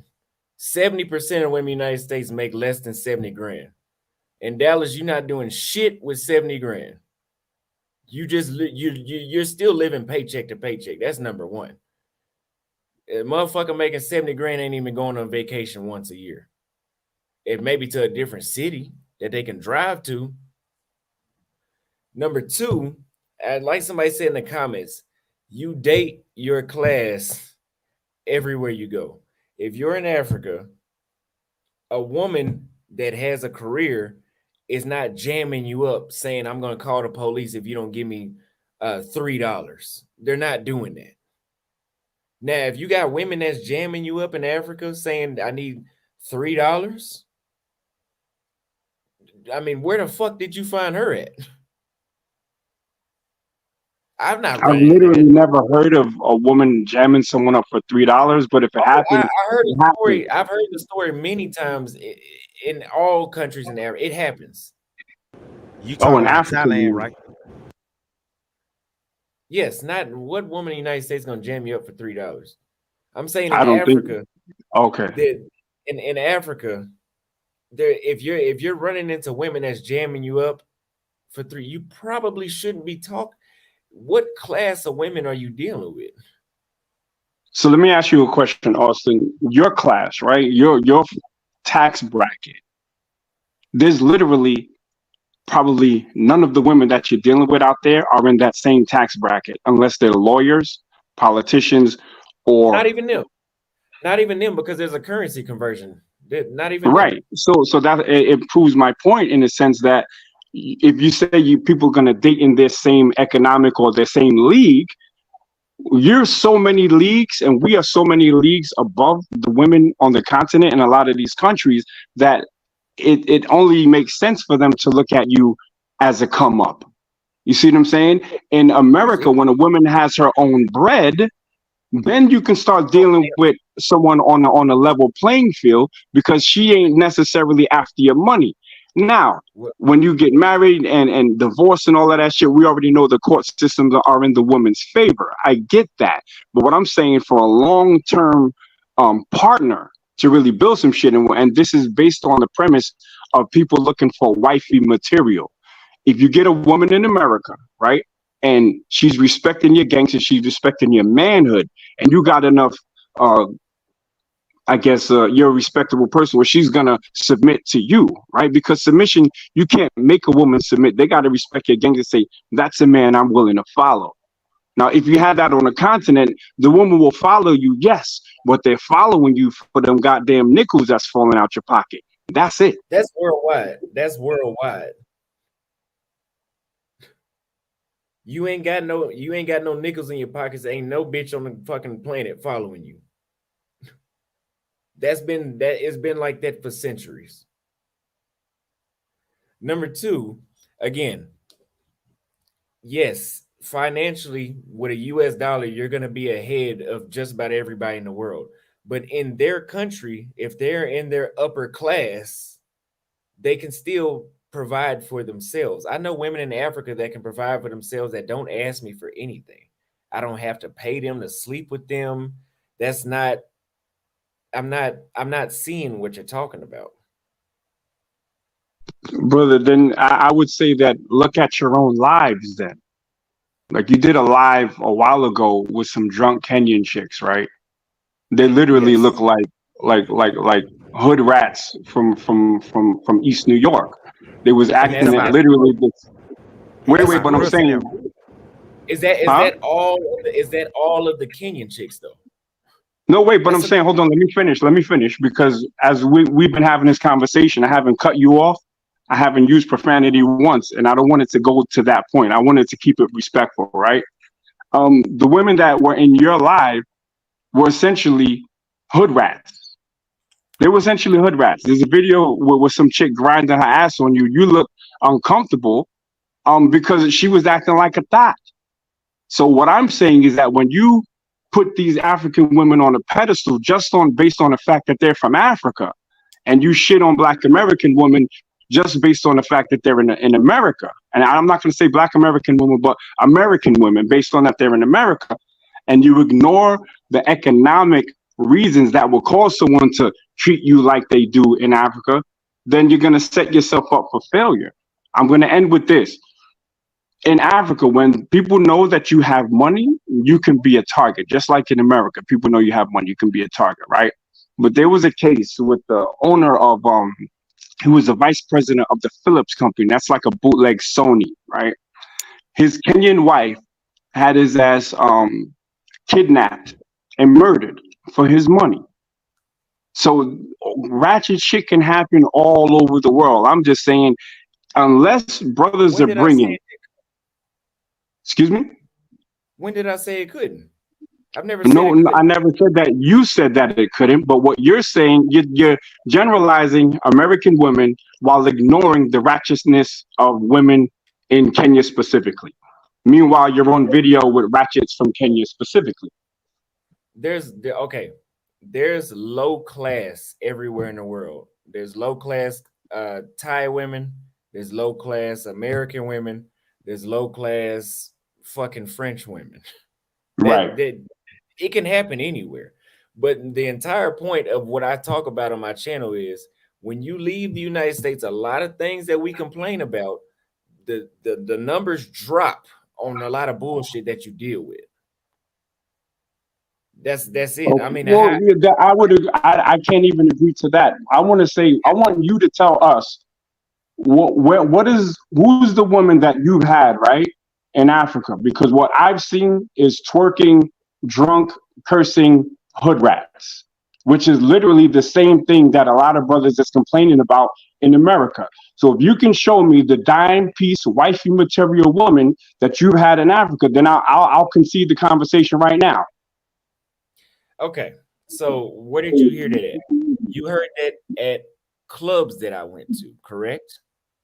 Clubs. No, you wasn't in a club. Y'all was in a crib. It was some chicks, and they were now we're not African, we're not like Black American, da da da da. But they literally He talking look about like smizzies. he talking about the yacht party, Austin. Yeah, yeah. It's still the same shit. Like those are the same girls that spend a lot of time at the club, but same crowd of girls. What about the girl that I just posted yesterday that was talking about real estate? No profanity out of her. What about the first chick from Tanzania that I interviewed? No profanity out of her. What about the chick in Rwanda? There's classes everywhere you go. Right? Are There's there classes in America though? man, the majority of motherfuckers in America ain't shit. And that's my point. You barely got your toes wet on the continent, but you using because you're new to traveling. You get into a country and you're so bright-eyed and bushy-tailed. And look, I respect the fact that you travel, right? But once you just jump on a country and you're like, oh yeah, this is so much better, you're looking at it from a tourist standpoint. So anything that they do is going to look better, and it's going to make what you're used to look worse. So what you're dealing with right now is you're in a honeymoon stage, right? I've given you the evidence from your own videos. I I've been out the haven't country. seen. Wait, hold on. Excuse me. I've been out the country 9 months. I've been past the honeymoon stage. Well, I'm talking about specifically. Well, yeah, you've been out. Well, you've been out of America for 9 months. I left on October 16th. That's a drop in the pan, bro. That's nothing, especially if you're jumping from country to country. Okay. So what I'm saying is this: once you actually integrate into a society, then you can really know what's going on. Because right now you're country hopping, and then you're taking small experiences, and a lot of them are contradictory to what you say, and then you're making a blanket statement about women in America. When if you talk about the education level to the women in America, to some of the women that you've been on video with, it's not comparable. You see what I'm saying? American So if you're gonna, women speak 4 and 5 languages. excuse me. American women cannot speak 4 and 5 languages. But you can't say that American women don't speak 4 or 5 languages. That's like me saying American men don't speak 4 or 5 languages. American people do not speak 4 and 5 languages. Well, I speak 5. So how many do you speak? 2? You're one person. Exactly. So it'd be anecdotal. So you can't generalize a whole people based on a couple of anecdotal experiences.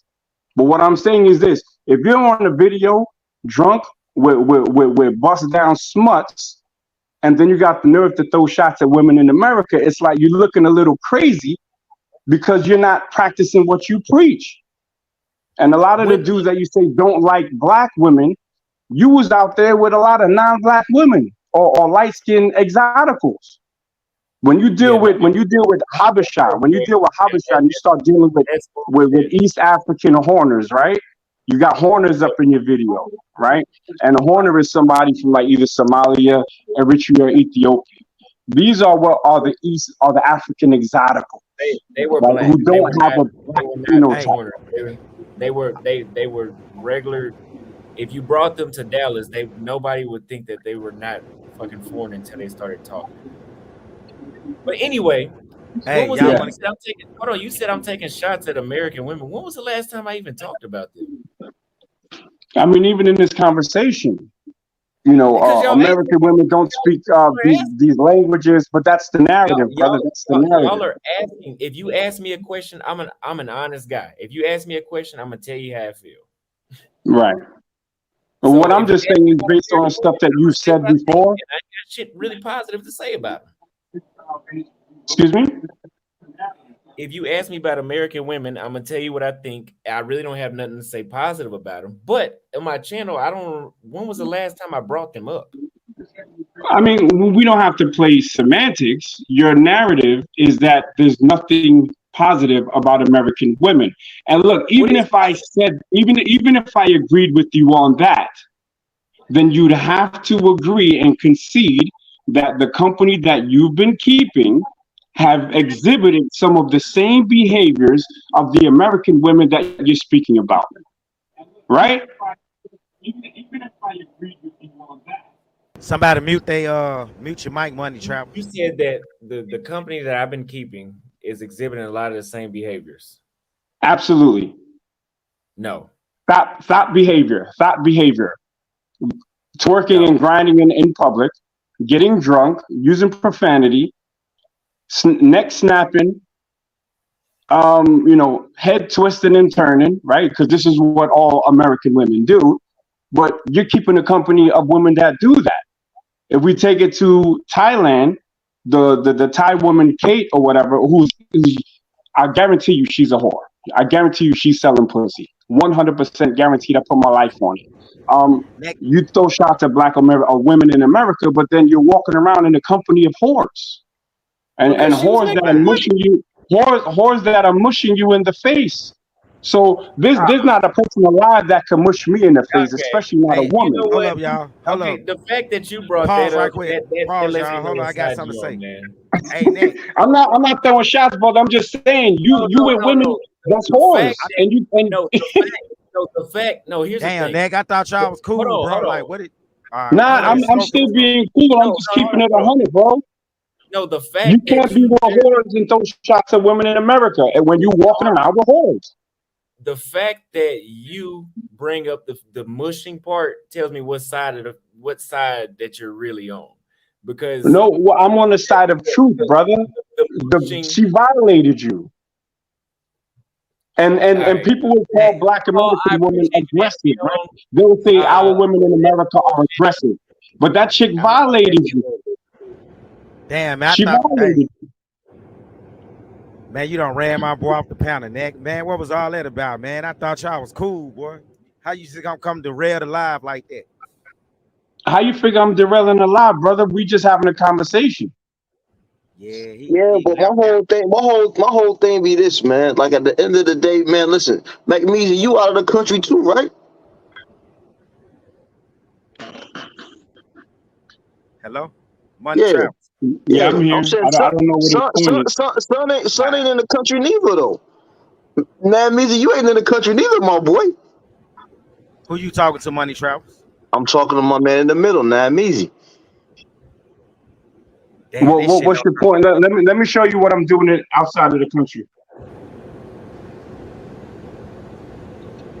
My business is out here. I get money internationally. So what's your point? I get money right here. I ain't gotta go internationally, my nigga. And I'm from Brooklyn, and I'm It don't from mean that Flatbush. you I'm from got Ocean and to. Church I'm Avenue. just saying, well, what's your point? We're My point talking is, you about be coming. the My point is, you be justification. coming everywhere. Look, listen. Here's my point, B. My point is this. I see you popping up everywhere, popping shit, or I'm gonna punch a nigga in the face, I'm gonna do this, I'm gonna do that, all this, that, and the What are third. you talking about? Keep it to First what of we all, listen, talking I about don't here. believe you. First and foremost, I don't believe you. Number one, you ain't gonna punch nobody in the face. I don't think you built like that. Number one, Okay, you all might right, do it. great. Listen, you might do it in the ring or whatever the case may be, but bro, you ain't dealing with street niggas like that, my nigga. Because at the end Okay, of the so day, the way you hold, I'm gonna great, tell you great. why. I'm gonna tell you why. The way you No, move, wait, but hold on. You're not gonna especially turn this listen. into some next shit, my nigga. We're gonna go back and forth, and I'm asking you to make your point. Your point My is all point, over the place. You talking my about getting point, money? If you my talking point is gangster that shit? Wait, listen. hold on, bitch, nigga. Is you talking money? Is you talking gangster shit? Is you talking about economic conditions between Black Americans and Africans? What is you talking about, my nigga?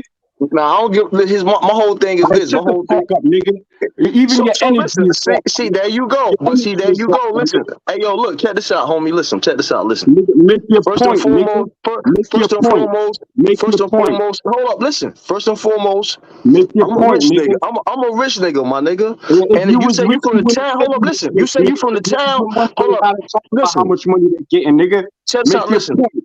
Make your My point, real son. hold up. Let Make your me tell you point. this. My real name is Y'all niggas Shells, right?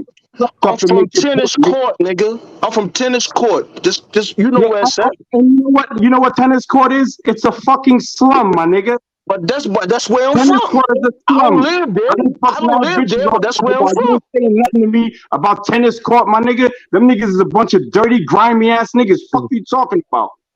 You That's where probably I'm hung out from, with nigga. them. That's Fuck where you, I'm from. bum ass nigga. You a bum That's ass where nigga I'm from, about nigga. tennis court. I don't give a fuck See, about tennis court. hey, Paul. You see what? Hey, Paul. See, this is what these niggas do. These You niggas get up here, right? don't know what you're These talking niggas get about. up I mean, here. where you These from, my niggas nigga? get up here and Tennis talk court? all that on this YouTube shit, right? Yeah, Whatever the case may be. you know some You gangster heard what I shit, Yo, said? can nigga. I Here's what talk? I said. Here's what I Can I said. Hey, talk? I hey, said, hey, hey, Make hey, your hey, hold point, up, my hey, nigga. listen. Make one at your a time, point. one at a time. Make Okay, your listen, Can I point. check talk? this out. Here's what I I'm said. yo, Paul, I'm gonna be quiet. I said, yo, bro. Here's Make what I your point. said though. Here's what I said. I said, Yeah. listen. I said, look, I said, you get on all these platforms, right? Here's what I said from the beginning. I said, you get on all these platforms and you talk about this, you talk about that. Then you backtrack and Hello? say, oh, listen, I'm about black, Mute your this mic. about black, right? Or whatever the situation Right. is. Bro, at the end of the day, listen, if you official, right? Check this out. Show these niggas how to get a bag. Because at the end of the day, a lot of people that come on these channels, they want them prostitutes. This is what they want, bro. This is what they want. They look at these. That's why you think they's in these space because they want to see these niggas with chicks. That's what they want to see, Wait a minute. So you saying guys want to see regular YouTubers with prostitutes? That's what you telling bro. me? Listen, in this space right here, my nigga, any channel you go to, a lot of these cats, that's what they want to see, bro. That's why they fund these dudes. That's why they fund what's my man name? Razor Rays or all these cats, whatever, bro. They be in the live, J Rello, because that's what they want to see. What I'm telling son is, bro. Listen, at the end of the day, if you coming the way you coming, you either got to create your own channel or create another space because that ain't what they want to see. So you get on here, you want to do this and do that. I don't see the point in it, bro. All right, so let me respond to you right now. If you would Okay, have bet. made that point from the beginning, this shit wouldn't have went left. All right, I want everybody in the chat to see how his energy changed. If you would have came with this, we would have had a conversation. But when you're trying to test my gangster, when you questioning my whereabouts, when you questioning my money, when you calling out your dusty ass hood, tennis court, That's where now I'm you from, taking nigga. the I'm from conversation. Tennis Now, Court, wait, nigga. hold on. I was quiet when you was talking. Okay, go ahead. When you calling out tennis court, like somebody give a fuck about tennis court. I'm from Flatbush, my nigga. That's So in do I have to call Flatbush. out? Tennis Court is in Flatbush, nigga. Wait, hold on. Be quiet when I'm talking, though. But You Tennis said Court I is in didn't Flatbush, nigga. I'm from Flatbush, nigga. Ocean and Church Avenue, Tennis Court, nigga. Oh, hey y'all. How the hell get did cooked. hold on, my Stand by bad, and Nick. get cooked. Let me say this, Nick. I let this nigga speak, and then Yo, I'm can I trying to talk? respond, Can I and then talk? this nigga talking over me. Hold on, brother. I'm gonna pass the mic in 30 seconds. All right, go ahead, bro. All of that testing my gangster, and I ain't really like that, and in the ring, all that shit was unnecessary, my nigga. For real. What I came on here to talk about, and first of all, I didn't fucking come in here on some. I want to click the link. I want to click the link. Mad people was asking me to click the link, and I said I ain't trying to be the star of the show. They having a conversation, right? But if I'm gonna click the link, then I'm gonna speak my real talk, and my real talk is this: when you throw shots at women in America, but the women in the countries you going to is doing the same shit, I'm calling cap, regardless of whether I appreciate a young man traveling and I think that he's a very respectful young man or was when I met him. I'm gonna speak the truth. That's just me. I'm not gonna get on here and just cap because he's Austin Holloman.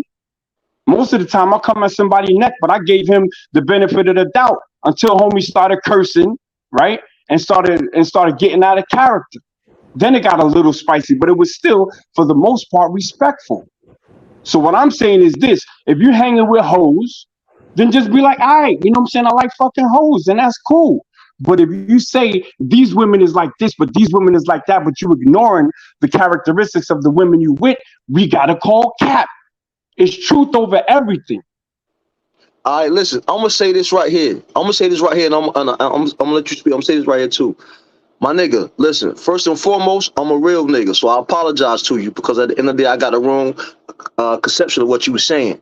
First and second and fourth, I agree with you 100% about the women in America because at the end of the day, for the most part, my lady, she from Panama, but I'm in America right now. You know what I mean? So at the end of the day, I'm a real G. Now, I ain't gonna sit here and argue with you. Oh, no shit. I agree with you 100%, my nigga. You know what I mean? But I gotta say this. You can't call tennis court a hood, my nigga. That's Flatbush. I'm from Flatbush too, my nigga. Son, first of all, salute to you for being a man. You know what I'm saying? I respect that. I accept that, and I offer you an apology back. You know what I'm saying? Once you start calling tennis court, I'm from Lenox, bro. So you know what I'm saying? Like we just get past that. You know what I'm saying? Yeah, 100%. But listen, so here's what you do. But here's what you do, though. Yo. What you do is this. You create your own show, my nigga. Create your own joint. So at the end of the day, niggas got a leg to stand on. Because if you pop up here and pop up there, right? And at the end of the day, okay, boom. If you got your own channel, you pop your own channel. Niggas gonna support it. Niggas gonna push it. You know what I mean? But because like every live I seen you get on, you have something to say. So you know what I mean? So you ain't no dummy. Everybody know that. Everybody know you ain't no dummy. Everybody know what your stance is, and everybody know at the end of the day, for the most part, you speak different language. I seen you get on Razor Raids and translate and all that. Yeah, so niggas know how you move it, but at the same time, it's like, yo, bro, you go here, you go there, get your own shit so niggas can really back you and you know what I mean, run with that shit, my boy. Brother, you know I got my own channel, right? Nah, I didn't know that. Yeah, I did 2 lives like a month and a half ago. I could literally fart for 10 minutes and get 1,000 views on my shit. My channel been popping. You know what I'm saying? I just be getting money, so I don't be having time to YouTube like that. I just do this shit when I get a chance. But I appreciate your feedback, bro. I think somebody else wanted to say something. All right, go ahead. Y'all do your thing. Go ahead, yeah. Hey, before that person speak, I want to know, how the hell did my live turn to some Razor Raids type shit? Just that fast. Nah, yo, Travel Time with Paul, man. This is Player with a Passport, man. I just want to give a shout out. I want to give a shout out to you real quick, man, for speaking your truths. I know a lot of people don't agree with your delivery, and they might not even agree with the way you go about it. But at the end of the day, I look at your channel as it's your way of saving lives. So I just want to give you a shout out there real quick.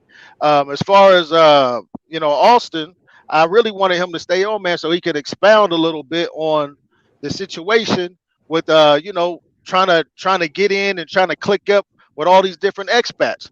You know what I mean? I wish he would have. I wish he would have stayed and expounded on that a little bit more, man. Because I'm a seasoned Colombian traveler, right? So that's all I do is Colombia, and so a lot of dudes, man, when they coming out the country, they trying to link up and trying to click up and they trying to be entrepreneurs and they trying to get into the whole entrepreneur setup, and then they get themselves caught up and jammed up, and it ain't worth it. People, when you travel, man, folks, man, y'all should be traveling solo. I want to address the Magnesi situation. What up, Magnesi? What's good, brother? How you doing? Oh, pretty good, man. You know, I buck with you. Hey, listen, man. Hey, real talk, man. Um, Magnesia was spitting. He was spitting truths at Austin. You know, he was spitting truths, man. And you know, for Austin, man, if you listening, for you to run off the channel like that, man, it's like, damn, bruh. You know, and you know, we got to get to a point, man, where we can speak truths to people and they not be offended. You know, because I don't think Magnesia was trying to come at him like on some sucker shit. I didn't think he was trying to play him like a sucker. He was spitting some facts from his perspective as a seasoned traveler. You see, when we become seasoned in our traveling, our perspective changes.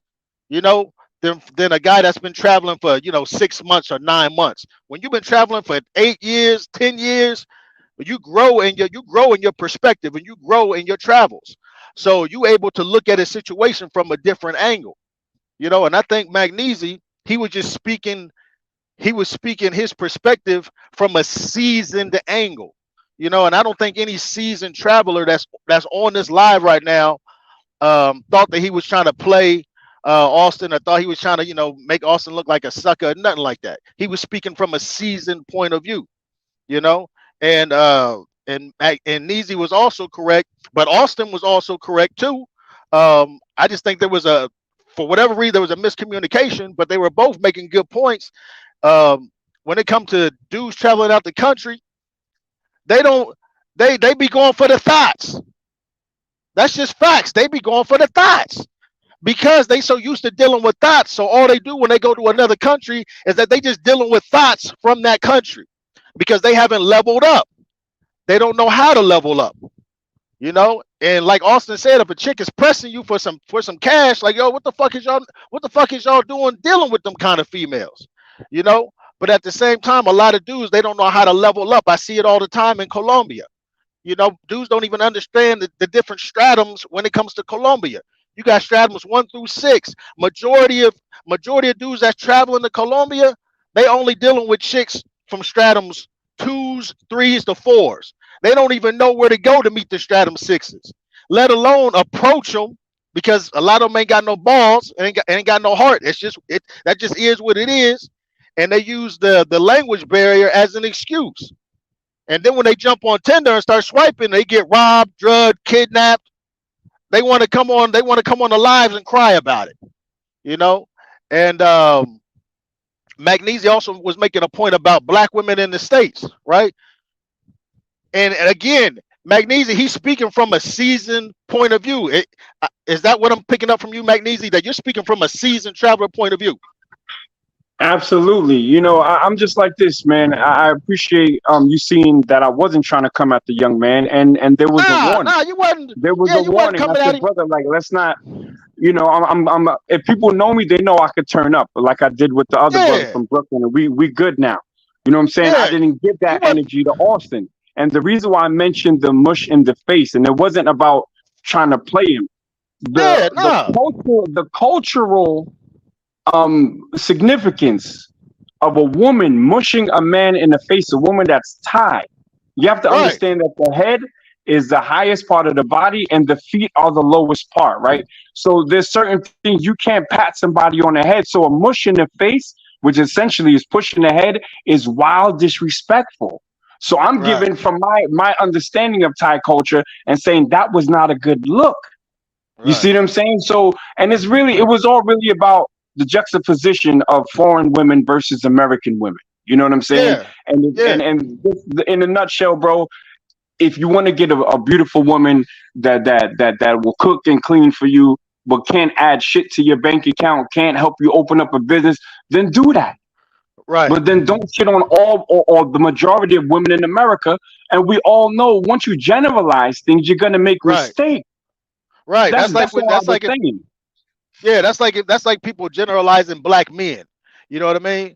And and let me touch on this real quick. But hold up, before you When touch on we that, but let me say this real quick. First and foremost, when I came up here, I didn't come up here because I don't The Austin guy, I don't follow him anyway. I just had to text me his chin because I see him all over. He from Brooklyn, so I just had to test his chin, see where his chin was at. You know what I mean? We good though. He from my hood, so For it's all good. sure, That's for all, baby. sure. Yeah. Oh yeah. Hey, yeah, no doubt, man. You definitely gotta check chins, man. I'm a '90s baby, man, so I completely get it. But what we got to get to the point, right? And again, man, I really don't like the fact that Austin ran off of here, man. I really don't like that, man. And because we got to get to a point where when you doing something that that's wrong, or you doing something that's like, nah, man, we got to be able to say, hey, look, like just as an example, if Magnesia is if he going in the kitchen and he about to touch the stove, there should be no problem with me saying, hey, Magnesia, what the fuck you doing, man? Oh, I'm about to go touch the stove. Nah, dog, don't be touching that stove.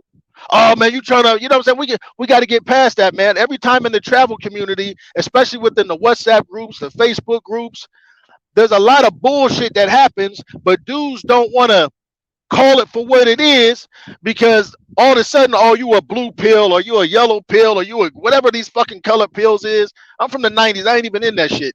But whenever we correct someone, or whenever we say, hey, this is this, 2 + 2 = 4, you shouldn't be getting looked at like, oh man, he don't know what he talking about, or oh man, he trying to play me, or oh man, I'm not dealing with this shit. Like the whole running off thing, man, there's no need for it. You know what I mean? It's the travel community. When I first started traveling, this passport bro shit just started. I come from the old school YouTube. I am Marwa, Ace Live, Sly's Life, Sam Afar. When the YouTube first started, it was about the travel experience. It was about the travel experience. Now it's everybody, the women, they're women experts. But bro, how can you be a woman expert when you having problems? You can't even get women in the States. Hey, You know Nick, what I your mean? home. Hold on, Nick. Your homeboy want to get on the panel. You see him right there, making Yeah, mayonnaise bring him up, tomatoes. bring him up, bring him up. Come on, boy. Come on. But let me Hey, say something real quick before we bring BMT up, because I saw the comment and salute for the super chat. There was nothing derailed. That link was dropped 3 times before I clicked on it. Most of the times I just cloud watch because I'm not trying to steal shine away from my man Paul. And when I see 2 young brothers talking, I think at some point it's really no country for old men. So I'll let them chop it up. But if I'm brought into a conversation, or if I'm invited into a conversation, I have to tell the truth as I know it. If someone can say, well, he lied about this and he lied about that, or he called the young man out his name, or he talked down to the young man, then I will take that criticism and I will correct my actions. But that's not right, what happened. You see what I'm right, saying? I'm not gonna right, cap. I'm not gonna tell nobody. No, I'm not built like that. I'm not cut like that. So if you want to believe what the young brother said, and now I'm gonna say something that can be, I guess, understood as not so honorable. If the brother's 23 years old, we understand 23, 24, that he's yeah, still on his journey to manhood, right? And a exactly. lot of And there's times you nothing got to wrong with let saying young, that. There's nothing and wrong with saying that. there's nothing wrong with saying that. And Exactly, he's gonna make his mistakes. He's gonna have his triumphs, and he needs the time to do that. But when exactly, we're in a panel and we're having a conversation, it's my duty to tell the truth as I see exactly, it. But you know what I'm exactly. saying? Like, look, that's why I say, like, most of these people in these spaces can't mess with me with my um Thank you. thing on Africa. Like, I literally got business in Africa right now. All my Hey Africa yo, videos are on private. So I'm not speaking just from I want to hate on son. No, I know a lot about the continent. You know right, what I'm saying? When if I was to go to Japan, right, and I'm yo, this shit is crazy. Yo, Japan is popping, da da da da, right? Because I'm there for 2 weeks, I'm there for a month, I'm there for 2 months, 3 months. But then a brother who's lived there for 20 years tells me, yo, or who's been going there for 20 years, be like, yo, they got spots that you can't go in as a black man. I gotta listen to them. thank yeah, Sometimes we gotta yeah, listen instead of always be waiting to respond, because we're responding out of ego. Because a yeah, lot of times we can't, and this has nothing to do with age. Black men cannot gently correct each other or even offer an opposing opinion. Now bring Talk that BMT up. shit. Yo, just real quick, I'm about to jump off of here, man. I gotta get back to the JOB. Travel time with Paul. Your channel is appreciated. Much continued success to you. Keep speaking your truths. Keep spitting the real shit, no matter what people say, because despite what they say, what you saying is real shit. They may Appreciate not that, like bro. the delivery. They ain't got to agree with it. But bruh, anybody that's a seasoned traveler that listens to what you saying, we know. So just keep doing your thing, man. And I'm gonna holler at y'all, man. Y'all be cool, man. No Magnesia, doubt. good meeting you, bro. Appreciate that, fam. Likewise, brother. Peace. Peace. What's going on with y'all, man? Is BMT coming up or what? Yeah, I'm What's looking up? for him. I think that's just a troll, though. I don't think that's his real account because I saw him in the chat earlier, but I don't really think that's him, though. What's going on with you, Paul? What's going on, Neck, man? Been watching y'all for a little bit, man. What's going on? What's up, man? What's your Well, question? what's up, brother? All right, man. I know how Neck been. I didn't watch a couple lives with Neck. You know, he's coming from a elder statesman point of view. So I kind of, when he talks, I kind of like, okay, he not just gonna tell the good, he gonna tell the bad and the ugly. So I definitely understand where he be Man, coming from. man, he old school, man. For real, they don't make him like that no more. Yeah, I definitely do. I got a good question though, man. I was curious, you know, been traveling for a little bit. What you think about everything catching up, the world catching up with the foreign countries? Because we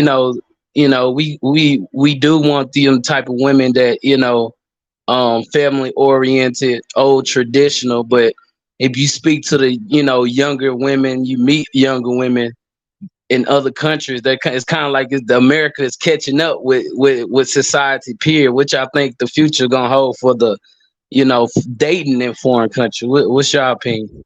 I just put the link in the chat, BMT. Now, what you say? My bad. I was responding to BMT. He asked for the link, so I just put it in the chat for him. You said, Okay, it's cool, man. It's for Nack and Paul. Yeah, like what y'all think about the times Americanized catching up with the foreign countries. Far as women goes, more and more every day. I chatted up with women, even overseas. It's almost like they're catching up. The Americanized is touching them now. So, what y'all think the future holds for dating outside the country? well, I was on this site called Bumble because I spoke with Nat a couple of months ago about going to Ghana because he's actually lived there before and he got YouTube videos of him living in Ghana.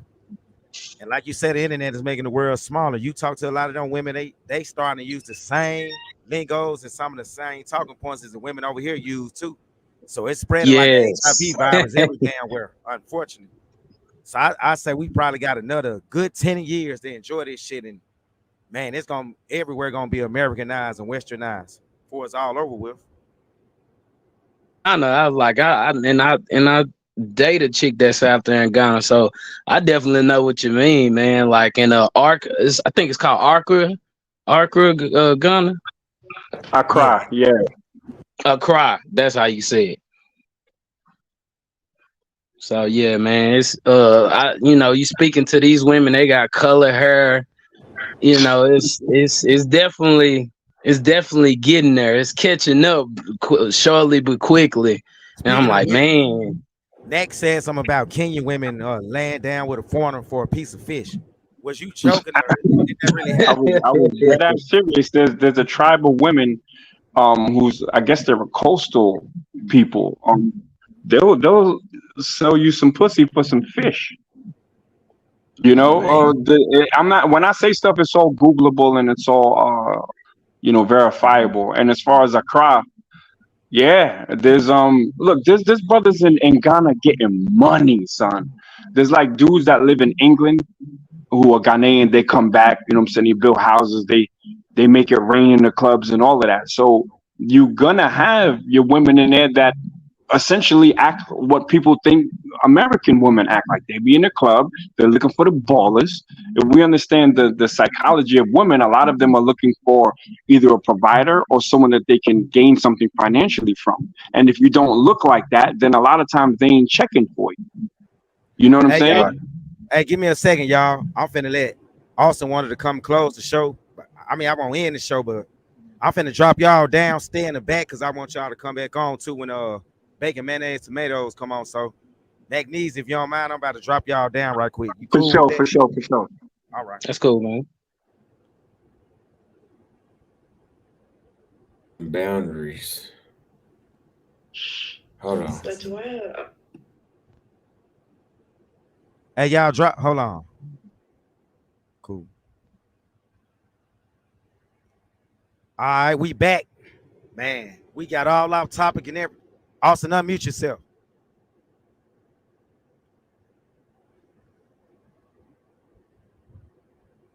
Yeah, we got all off topic. All right. My bad about that. Austin was a special guest, and man, they ran my man off. Well, yeah, I went there and brushed my teeth, but I don't do panels for that reason anymore because Yeah, you know, I'm panels. still new to this shit. So Yeah. That's why I went. But panels are more. The panels are very less commonly or less frequently educational, and they're usually when it's panels is what just happened, like a smoke show. But anyway, the reason I left was because I don't I don't know if y'all have been watching my channel. The yeah, controversy has died down a lot, and I'm loving the not peace. having I'm loving the peace, and I'm loving not having the shit talk in my comments about what I said the next day. But yeah, so let's wrap up what we was talking about. Yeah, now where the hell was we? Like, Because we Austin Holloman doesn't talk about American women anymore. And even when I last did at that last interview on the condo, yeah, you notice he was in a more positive tone where I was referring to if American women come to Africa, can it fix some of the issues that we complain about? It wasn't fuck American women. It wasn't none of that anymore. I don't talk like that anymore. hold on. They saying in the chat that I allowed it. Honestly, I thought it was just gonna be a normal conversation. I didn't expect it to go left like that. But I Well, I didn't apologize to my expect it fans either. and everybody else. So that came left field. It caught me off guard. Yeah, I Cause the guy they actually met before. So I thought it was cool. I mean, they had a good conversation when they met at the Big C store back in Central Pattaya. So I didn't think nothing of it. yeah, that was surprising. Because I know Magnesi, the way how he's talked on other panels, I didn't expect him. The way how he was talking, it sounded very like detractor American woman. You know, it didn't sound like the Magnesi that I've seen on other panels. So that was shocking. But anyway, enough about prostitutes, and you know, what's the last couple of topics you want to talk about? Because it's kind of late. Yeah, I won't keep you up too late. Now, what I wanted to ask you is about the cost of living versus Nairobi and Salvador. Which one do you like better, and which one is cheaper? Salvador is cheaper by a long shot. This man, neck knees, you trolling now, man. Talking about U.S. women for the win. But Yeah, and out here in Nairobi, if you want to, so for example, like most expats are going to want to stay in the mix of things. Most of us are not going to want to move to the outskirts of town that's 20 minutes away from where everything is going on. So in Salvador, that was Rio Vermelho and Baja. okay, And you could live there. I had an apartment on like basically one street away from the beach, but I could still see, hear, and smell the beach. And that was $550 a month. 550, 560 a month. I had a maid that cleaned every day. that's how much I was paying to Pattaya. Damn. They had an indoor laundry, unit where they would wash your clothes and all that. But Here in Nairobi, that's to be in Westlands and Parklands where you're in the mix of everything. You're not gonna get that for that price. Not you're not gonna get that same quality for that price. But even going out to eat, I could eat an expensive meal for me to eat at a mid-grade restaurant in Salvador is like 10 to 15 bucks. All right. Uh, How much is? over here, that's like 20 to 25 Also, it bucks. costs food. So eating out food costs a little bit more in Nairobi than it does in Salvador. Yeah, the Ubers are about the same. Going to hang out at clubs is more expensive here. Africa is expensive if you want to live a busy lifestyle, like the stuff you see in my vlogs do every day. It's not cheap in Africa. Yeah, that's Uh, probably you probably spending without rent or Airbnb. You probably spending what 3 grand a month just going out every day, eating, catching Uber, and all that good yeah, stuff. Damn, yeah. If you want to shit. live like tour, you can live on tourist mode in Salvador for 25, $3,000 a month. I think over here in Nairobi to live like a tourist and do what I'm doing, it's gonna cost you like 5 grand. Now you can, and people say Africa is cheap. You can live over here for $1,500. You can, If you living like the locals, but you're gonna have to cook and you're gonna have to move 20, 30 minutes away where you paying maybe $600 or $700 in Nairobi, where you're paying $600 or $700 a month for rent. And if you go, you could live off $1,500 in Nairobi, but you won't be where you be seeing me in my vlogs. now I want to get something straight. You just did a what was it, a penthouse tour with one of the expats living in Kenya. I think he living in a penthouse that he's paid 3,000 US dollars for, correct? A month. Yeah, I yeah. saw guys in the comment section saying he's getting ripped off or whatever. You don't have to pay that much in Nairobi. Break it down to him the difference between a penthouse, a condo, or apartment. Penthouse gonna be high expensive no matter where you go. So I think he kind of getting a deal to be in a major city like that. 3 grand isn't bad because if he was in Charlotte or even in Dallas, we ain't talking about New York and San Francisco. He'll probably be paying 9 to 10 grand a month. So before I answer that, I'm using I'm responding to a couple of comments because some people are saying that you're a fool to spend more than $3,000 to $5,000 a month out of America. Again, it's lifestyle. You guys see my vlogs. I'm hanging out. First of all, I'm going on dates. If you're dating and you're single, and when you're in a city where there's a lot of options, that's gonna raise the price. Right. It's cheaper than it would be in the United States because you can go on 7 dates in another country for the price of one in the States. You know what I mean? Yeah. In Salvador, you can go to the beach and go on a date and get two caipirinhas for $2 a piece and get a damn chair for $5. And that's less than $10 for a date. When you What said the date? What restaurant? What bar? A drink in the United States is going to cost you $10 or $15. So damn, it's still cheaper. You know what I mean? So if you're like me, you're doing that, and then you're going out 4 to 5 times a week. You catching Ubers. The gyms aren't cheap. The gyms are not cheap. how much You is the gym, the average gym in Kenya?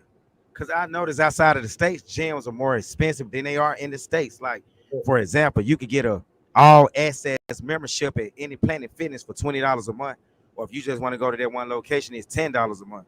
When I was in Thailand, they wanted it. I think it was what was it? 2,000 $100. baht per month. Yeah, almost $100. Well, more some places more than $100. I know the one you was going to, it was Was about $100. $100. Yeah. So if you can go to a gym that probably has no air conditioning in Africa and basically apartment equipment for $30 a month, or if you want to go to a gym that has the free weights and the stair mat, if you want all the equipment that would cost you maybe $20 out at 24-hour fitness in the States, I was paying 20 25. $20, $25, but I had nationwide access, so it was like $30. No, it was like $50 a month. And Yeah, but and it came 24 with more. It came with a everything. sauna and a steam room. Yeah, they have everything there. But In Africa, if you want a gym that has everything, you talking about $100 a month. That. It was like that in Tanzania. It was like that in Thailand. It was like that in the Philippines. Uh, Cambodia, I didn't go to one gym in Cambodia that had air conditioning, but They was you could. all outdoor. Yeah, now Cambodia, the gyms was $2, but there was also it was out. It was basically outdoors, and there was spiders on the damn machines, and you get what you pay for, but it's just in Africa and these other countries, you're gonna pay a lot. Now, I will say in Brazil, they have a big enough fitness culture to the point where you can go to a gym that has everything, and you're paying $25 a month, nationwide. Nationwide over Brazil, $25 a month. Uh, Now, the guy, I wouldn't say he's getting ripped off because that's what they're gonna charge everybody. And at the end of the day, that's what you sign up for, and that's the real price in that area. Westlands, Parklands, and Nairobi is not cheap. It's not cheap for nobody. That's why the locals, What that's people, like? That's considered like uptown or near downtown. it would be like the uptown of Dallas. It's where everything is gonna be at. Oh yeah. And so So if he you're got gonna that same penthouse, like let's say outside of the city limit, he probably could have saved $1,000 per month. that's if they got it. Oh, so they only got it in their location where they got the high I think rise and all that good stuff. I think Okay. they only in that location. I think outside of that area, you're not gonna see that too much. Would you But pay $3 grand a month for a penthouse in Nairobi? mm, I ain't gonna lie, I never paid that in America. Shit. it would be hard for me too because I've been to Brazil and Colombia where it would be cheaper than that. Like you can get a penthouse in Brazil or Colombia for like $900, $1,000 a month. So it would take some adjusting, but at the end of the day, it depends. Do you want to live there or not? Because that's what they're gonna charge you. All right, and somebody in the chat wanted to know where do you? I think you already said it earlier, but they wanted to know which African country do you plan on going to next? Are It's you in ever going between. to Madagascar? Madagascar is supposed to be next. If I don't do Madagascar and I decide to switch it up to another side, it would be South Africa or it would be somewhere in West Africa, but more than likely Madagascar. But really, I need to stay here until August because all of Africa seems to be not the hottest right now, and I enjoy hot weather. Like the Yeah. jackets and stuff I've been buying, they look good, but I really didn't want to buy that stuff. I don't know about anybody else, but I actually enjoy the content that you got coming out of Kenya. So I actually think it's better than the content you was doing in Thailand. No offense, and that ain't me being biased. Well, it's the content I was doing in Thailand was good whenever I had Kate because of Yeah, that experience, of that look it gave. But you probably liked it more here than Thailand because I didn't enjoy it. I wasn't truly enjoying Thailand. Like I wasn't really. That wasn't for me. It's a great place. It's just not a great place for me. I got you. Would you ever go back there? Yeah, I would go back. I would go back for a reset. All right. Well, I think that's all the questions I got for tonight. It was a great live, with the exception of what happened a few minutes ago. Apologize about that, Nah, don't worry man. about that. I'm cool with both of y'all, man.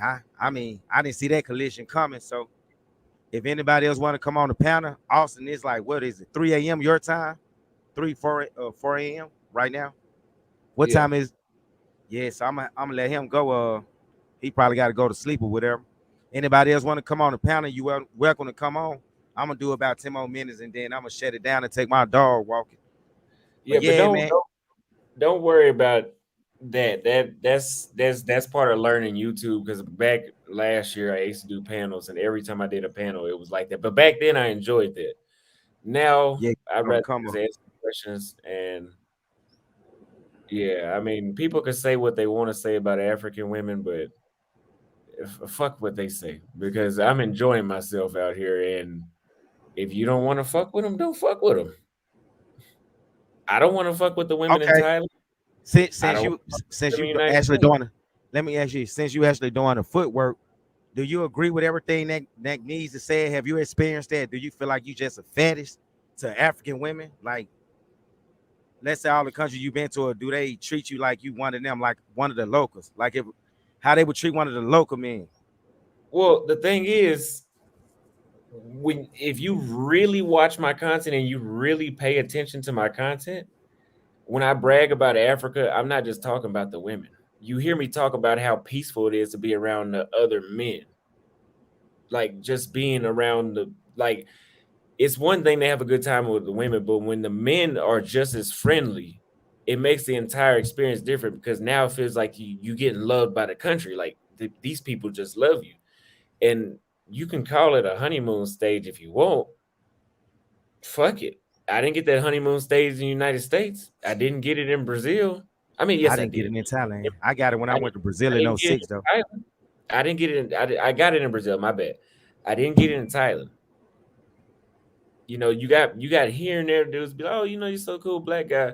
But for the most part, is it really like how it is in Africa? Is it are the dudes? I mean, it's just a completely different experience. So And so the here's something else some people say, like, oh, when I brag about Africa, oh yeah, hold on, hold Africa. that thought right quick. How you pronounce her name right there? I think that's one of your followers too, the one I got on the screen. Well, the above the E that's Beauty, simple. username Nobody beauty. forcing you. What are you talking about? I think she talking about me. She talking about what I just said What you about say? Cause she you like a don't fan want of yours. nah, if you don't want to fuck with African women, don't. Oh, I got you. Yeah, yeah. No, But no one is forcing you. yeah, nobody's forcing you. That it's just like the dudes that come in my comments talking shit about African women. If you don't like them, don't do it. You only hear me talk about Asian. I don't even talk shit about Asian women, but you only hear me say that I don't care for them when I'm asked about it. Nobody's asking these people if they care for them. Yeah, to each his own. Yeah, I Thanks. mean, do what you Thanks for want. the super chat, Greg Spencer. You But ready? another thing, people love to say, "Oh, Africa, oh, it only feels that way. Africa's only so great, and to you because you got the money." That's anywhere in the goddamn world. Who the hell in the world enjoys being broke? I tell people hypergamy is globally. It's just at different levels. Yes, yes, because I have a higher status in the other countries I go to. Yes, I'm gonna enjoy it the same But way how the Africans would enjoy it if they had the same status, which some of them do. The Nigerians are all over Africa, right? They got that same status an American does right now. yeah, I think they got the best currency on the continent, don't it? They Nigeria. they they all over Africa doing the same thing that an American would do. So if you got the money, it is enjoyable. Just like the same way you're not going to enjoy America if you're making $10,000 a year. $10,000 a year. Damn, that's super Yeah, below poverty. but if you making 100,000, $1 million a year, you might enjoy America. We got 290 people watching, man. This probably the second best live I've had, or the second most people watched it. So thank y'all. Make sure y'all get the likes up. What's your plans for tomorrow, bro? Uh, Tomorrow is Monday, so I'm getting back on routine. I got to edit because I didn't post nothing tonight, but I got to get back on routine and try to get some more content. I need to go to the museum because I haven't done. I actually passed by the. I think it was the Nairobi or the Kenya National Museum, and it looked pretty cool. So I need to go back there and just get some content on that and just do some more interviews about stuff. But we gonna stay on track because we don't even talk about American women on this channel no more. We don't even talk about them. If you Yeah, ask me, I'll give you my experience, but we're not going to elaborate on no more. If you want to hear me rant about American women, go back to my video from 7 months ago. I did it enough. yeah. I think when he was talking about YouTubers or passport bros dissing American women, he was talking about the other YouTubers because it's been a minute since you even mentioned any women in America. The only thing you said about America is you compare the prices, like the Uber prices or the food price or the cost of living. But as far as the women, nah. Yeah, so yeah, I'm in a way more peaceful state of mind, not talking shit all the time. So I'm done talking about American women. Plus, I mean, I found it shocking that he came on there talking like that with those American black women talking points. And more than ever, since I've been in Africa, I've had black American women supporting me in my comments, even though about all the stuff I said about American women, not Black American women, but American women, they're supporting me heavier than he was just now. Wow. But it is what it is. I don't give a deal. But yeah, All right, man. Well, thanks for coming on the live. It was a great live. I hope everybody enjoyed it. I'm gonna do it. I'm gonna stay on another 10 minutes though after you gone. If anybody else want to come on the panel, you got any more questions, I'm gonna put the link in the chat. Feel free to come on. But man, thank you, Austin. And shit, I'm gonna always be here to support you, man. You my little brother. We made history in Thailand. I Now we appreciate it, about to make man. history in Kenya. I appreciate it. We absolutely all be here when you get here. All right, man. One. All right, man. Thank you. All right. What up, chat? I hope y'all enjoyed the live. I'm gonna give y'all another 10 minutes of my time. If you want to come on, I'm gonna put. Hold on, we got somebody right here. Chris Radcliffe, whatever your name is, unmute yourself.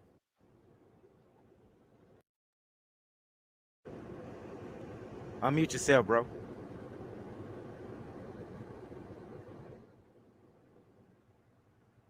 All right, shit. I guess his mic messing up. We got man. I know damn well this is not peso, man. What the hell? Hold on.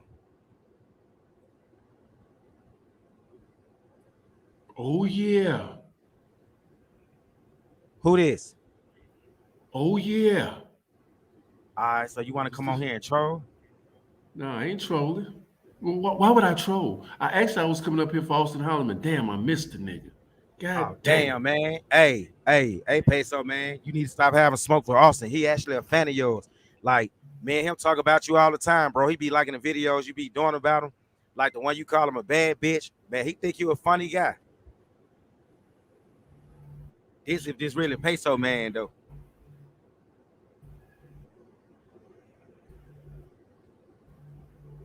Yo, yeah, this a goddamn troll. Yeah. Yeah. Yeah, I'm finna remove you, Clan. Yeah, so does anybody else want to come on the panel? Let me drop the link. That was a goddamn troll. Oh, and bacon, mayonnaise, tomatoes. You welcome to come on, man. I got a side of fries waiting on you and a milkshake. So yeah, come on, bro. I'm gonna put the link in the chat.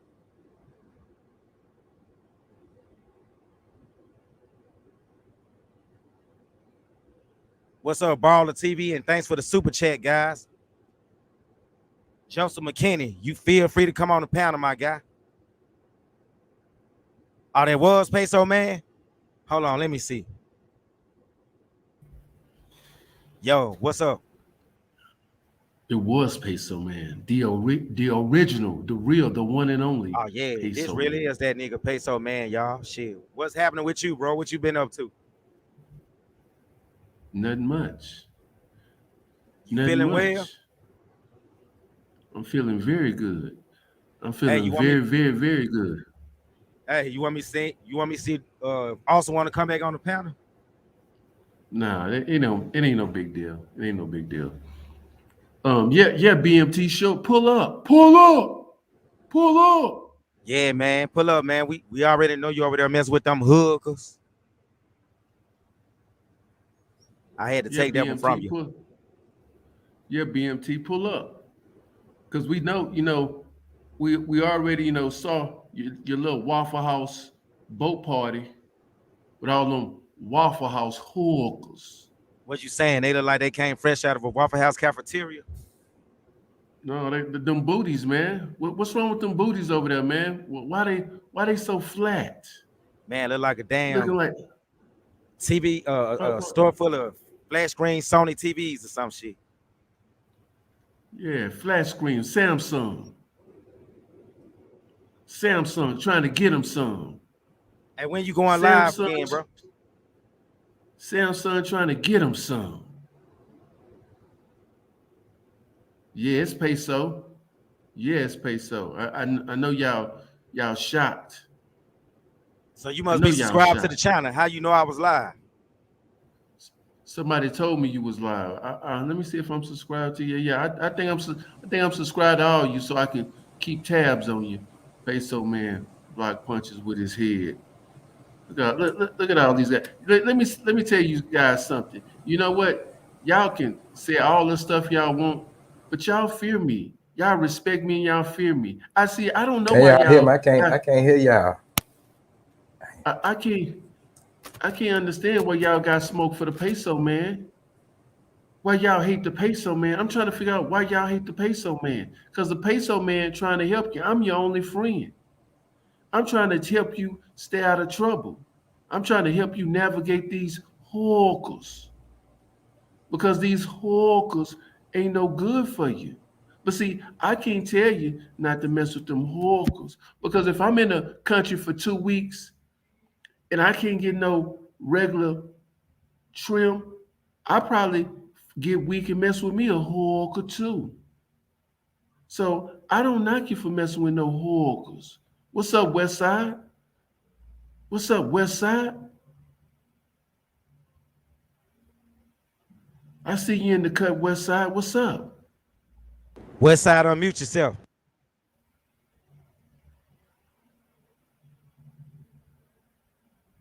Here with it be in control. I think Jay Rello got his mic. Who is West I think Side? Jay Rello got. I think Jay Rello got control of his mic.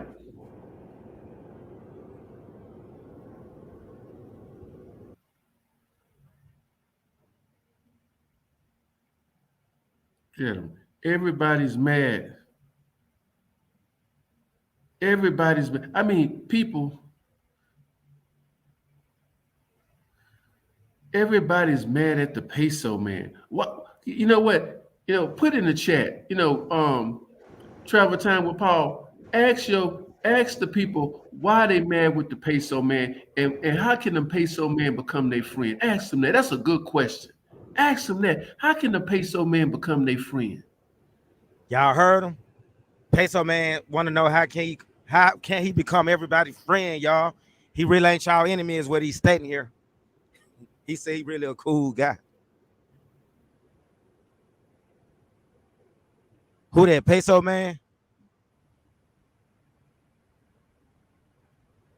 Hey peso man, they said they don't give a damn about you, bro. Somebody in the chat said. Somebody want to know why you did the poor kids like that in Africa. What poor kids did I do? You see that's the problem. See, these guys they just hate the peso man. These guys are they got that trick simp blood running through their veins. These are really incels, a lot of these guys trying to become passport bros, apparently. So they got that hatred. They got that hater blood running through their veins, talking about why I did poor kids a certain way.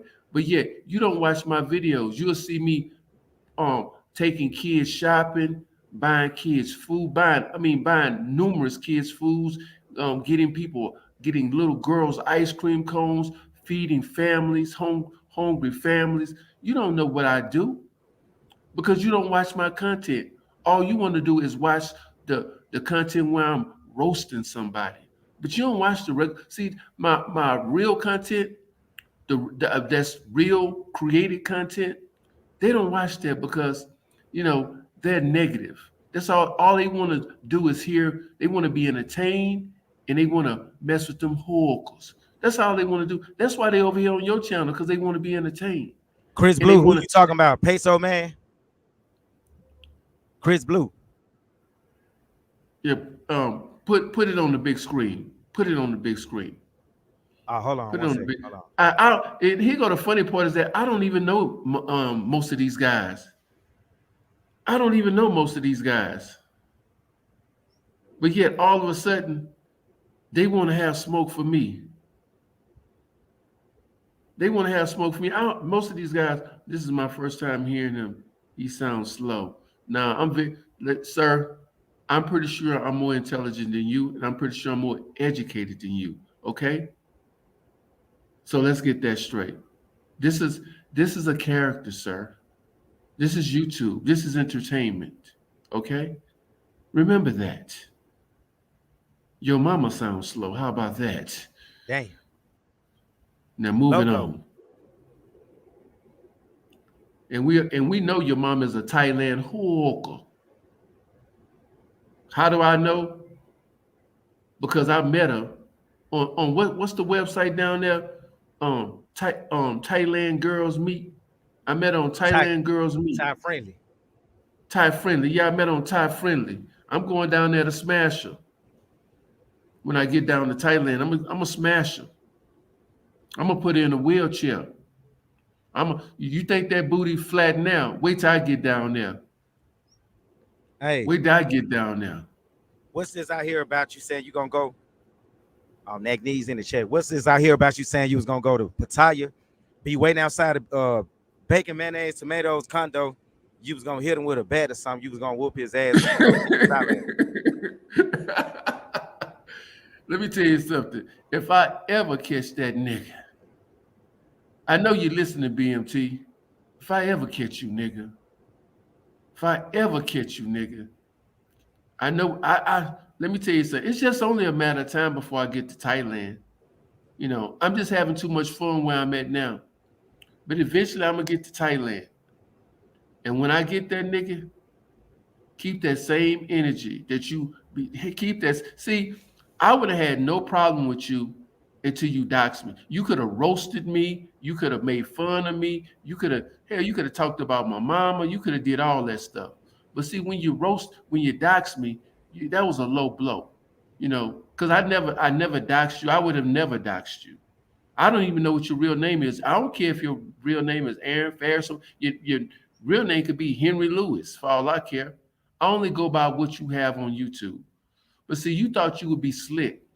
And see, and the thing is that I offered, before we even got into this brutal war, all I asked for was an apology. But you didn't want to give me an apology, BMT.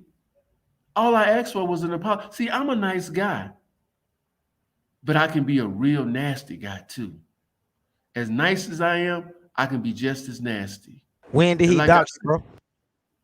Oh, he doxed me a long time ago. He started this whole doxing war. That's why I dox niggas left and right now. Once he shot at me and I got hit with that bullet, and I felt how that bullet felt. Oh yeah. Oh yeah.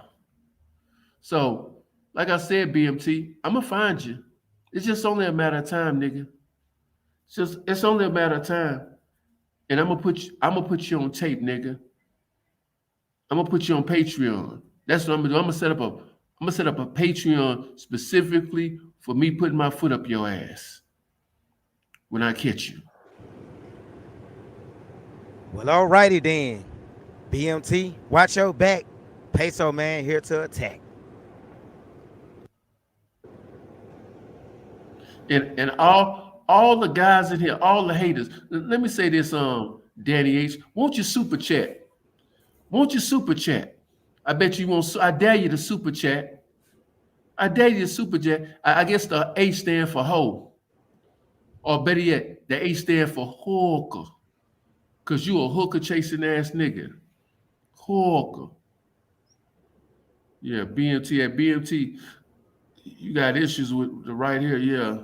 Yeah, he ain't gonna show up. He most definitely, let me tell you something, Paul. Let me get off the channel because he most definitely ain't gonna show up with me on the panel because he's terrified of me. You know, so he'll never show up with me on the panel. So I'm not doing you any favors by being on your panel because he'll never show up with me. He's too scary.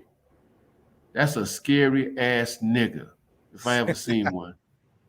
I mean, a scared nigga scared his own damn shadow. Hey, let me ask you this. I'm surprised you showed up. You had smoke with me at one point. What's the deal, yo? Nigga, I go after everybody. Let me tell you something. I don't hate nobody. I go after everybody for comedy purposes, for entertainment purposes, for whatever. I don't hate anybody. I don't even hate BMT, but the only person that I am gonna smack if I ever see in real life is BMT.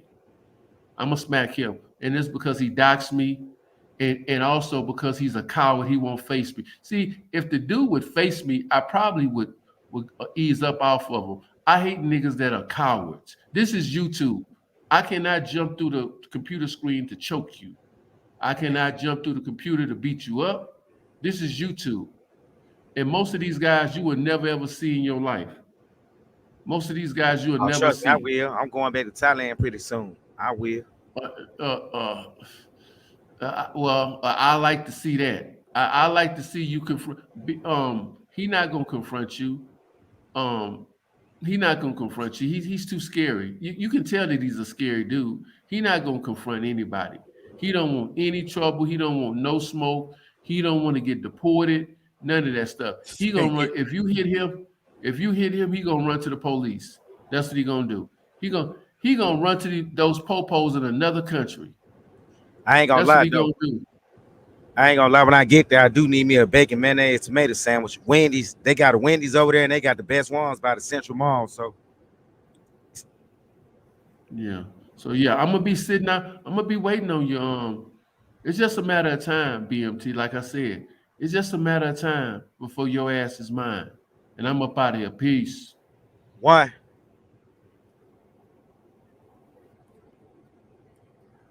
well, damn, I would have thought I would have never thought in a million years Peso Man would come on my channel, y'all. I mean, today has been an interesting day. Now, I want to tell you guys this: when you come on my live, you never know what you're getting. Hell, even I was surprised. So I know a lot of you guys in the chat just was as surprised as I was. Neck coming at Austin Neck. Now we got Peso Man. What the hell? I thought bacon, mayonnaise, tomatoes was gonna come on the live, but shit. You mean one of my adversaries known as Peso Man came on before he did? Damn, that says a lot right there. God damn. Now, I know y'all be watching the Razor Rage show. We gonna call it WWF, and we gonna call this WCW Monday Nitro. You know, there's WWF over there and this WCW, and y'all already know how that Monday Night War went down in the 90s. You know, from 96 to 98, WCW was beating WWF in the ratings. So I guess we gonna say it. We gonna pretend like it's the year 95. Right now, he's beating me in the ratings because I'm a new YouTuber. He's been around a little longer than me, but I say I'm gonna have to do these lives at least once or twice a week, man. Oh, and Z-Max G, yeah, thanks, man. Thanks for coming through. Thank y'all for the support. And my bad how everything went down with the special guest known as Austin Holloman, y'all. So next time I'm gonna make sure I keep the live under control. We gonna run it a little bit better. It was a little unorganized this time, but look on the bright side. It was better than the last lives I did. You go back and look at them, but so it wasn't too bad. We had at the most, 300 people watching at one time. That's a good thing. And make sure y'all tap in this week because I'll be dropping a couple of videos this week. Make sure y'all come watch them, support them, like them. And thanks for all the people that subscribe to me. We almost at let's get up to 5,000 before September, y'all. Right now we at 4,400, almost at 4,500. So let's try to get to 5,000 by September. And let me know in the chat if y'all want me. Hold on, let me see something. Let me know in the chat if y'all want me to go to Africa, or do y'all want me to go back to another Asia country, or do y'all want to see me in a Latin country with my type of personality and with the type of content that I bring you guys? Would y'all prefer that I go back to like back to like a Southeast Asian country, or do something new? Y'all ready to hear something new?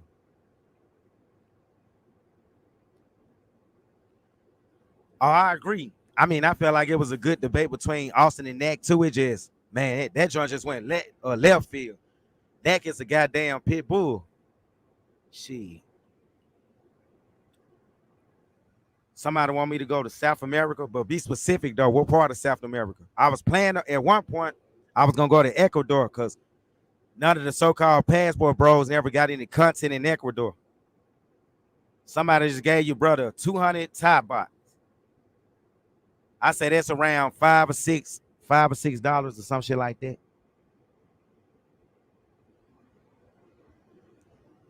Oh wow, Peso Man, is this true? If you still watching, let me know in the chat if that's true. Peso Man got caught abusing Africans on BMT channel. Now I don't know. That sounds like some troll shit right there.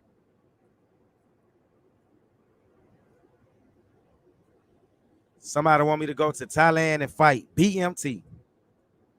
Well, we can most definitely make that happen. What's up? Oh, so somebody already did Ecuador?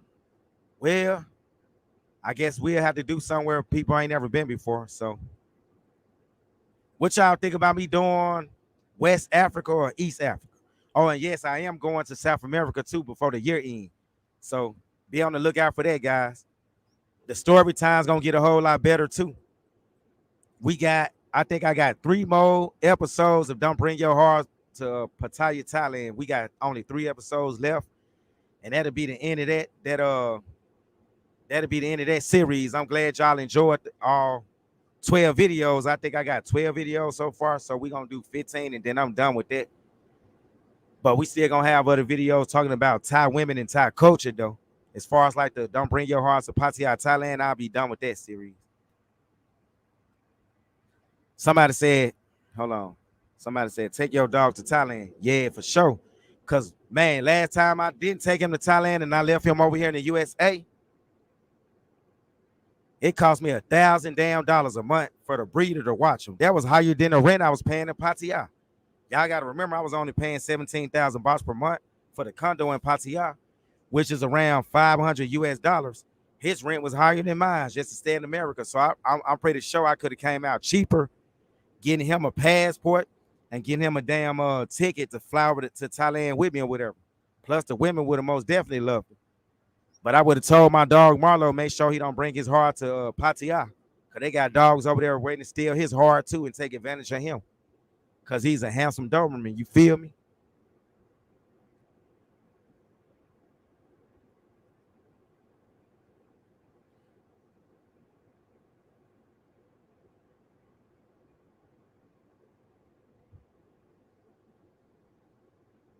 Somebody said, sick him on BMT. You know what? Nah, I don't want my dog to get deported. He ain't even worth the trouble, man. Y'all know I ain't really got no beef with BMT like that. I just don't like for guys lying on me or whatever. You know, talking about I was on a basketball court, sitting there looking like a retard while everybody else asking me to come play with them. Now, I'm going to be honest with you guys. I've never been on a damn basketball court in Southeast Asia in my life, y'all, for real. I mean, I wouldn't even count with you guys. I don't even play basketball. The last time I played basketball, I was like 17, 18. So, that was all cap.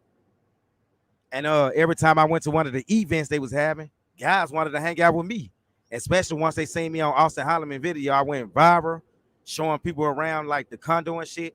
People wanted to buy me drinks, hang out with me. So how the hell did I want to fit in with anybody in Thailand? They want, man, I tell you.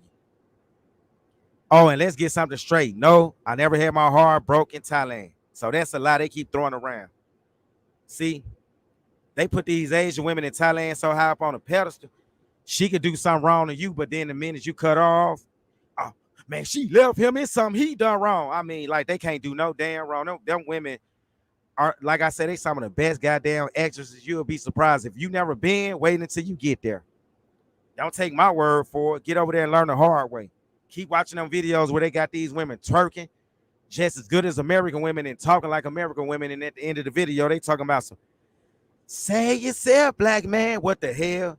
What they should be telling y'all to save your wallet, black man, because they sure gonna try to get it the first day you get off that plane in Bangkok. So save your goddamn wallet. Oh, somebody asked about the Marjorie Bar video. Yes. Thanks for reminding me. I will be dropping that video tomorrow of what really went down with the Marjorie Bar. That's about to be an epic video. Now, don't look at it as chatty patty. It's just giving you guys information on a lot of guys that been to Thailand before this, went to the Marjorie Bar and they got history at the Marjorie Bar. They would like to know what went down with that situation or whatever, why they had to move to another location or whatever. So we won't talk about that on live now, but I will be talking about that on the video I'll be doing tomorrow.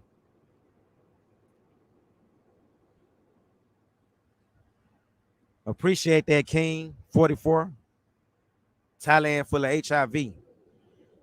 Well, yeah, that's what I heard. So if you plan on going to like the red light district, make sure you wear your raincoat. Don't go into that war out there in Pattaya without your bulletproof vest, because you will end up catching some type of STD. You got to think. Some of these guys are dibbling and dabbling with lady boys. Then they going back over to the like regular women or whatever. So you got to be careful like that. That's how herpes and everything gets spread.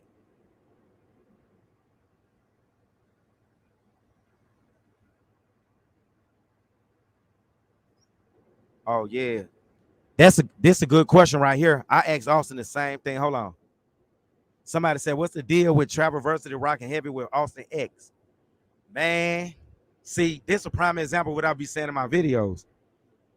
If you watch these guys' videos and you never been to Thailand, you would think there was you would think there's not a lot of women in Thailand because you keep seeing the same women, same recycled women in all their videos or whatever. But there's a lot of women in Thailand. There's a lot of attractive women in Thailand or whatever.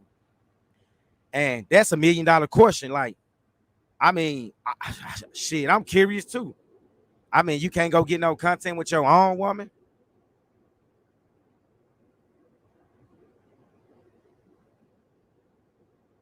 Now, we'll say this. If you looking for a normal woman, you can go to Bangkok and you can find a woman with a regular job. But there will be some cons that come with that too, though. She'll probably never have time to go on dates with you or live a regular lifestyle with you because she'll be too busy working so many hours if she's not a freelancer. But like Austin said, they do got freelancers in Bangkok too. So, but you can run across women in Bangkok that's not freelancers with regular jobs. They just be so busy, you'll never have time to see one of them. So, what other options would you have out there? The freelancers.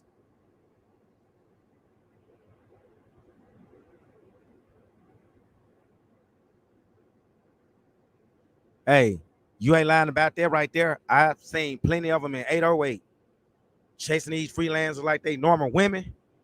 Then if she don't give them no play because she sees somebody else that's a little bit more attractive and she feel like they're going to spend some more money, they stalk her all the way from 808 to Club Flex or whatever, looking all goofy and shit. Y'all remember that scene on Players Club when he had the glasses on? Damn, man, this where you live? This a beautiful apartment. Then she was like, what the hell you doing following me?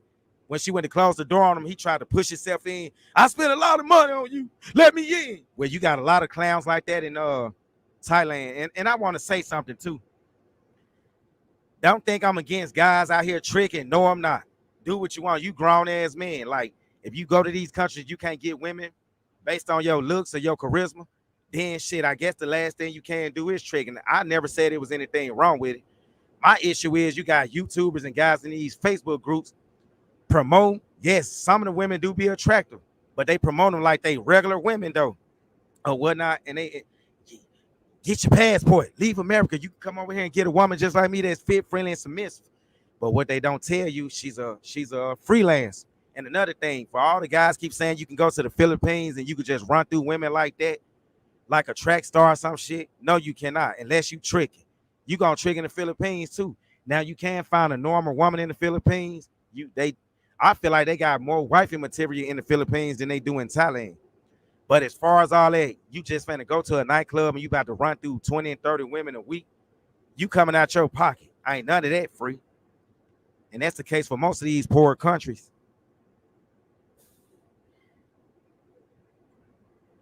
Somebody asked, hold on. Somebody asked, would I recommend Brazil and Colombia over Thailand?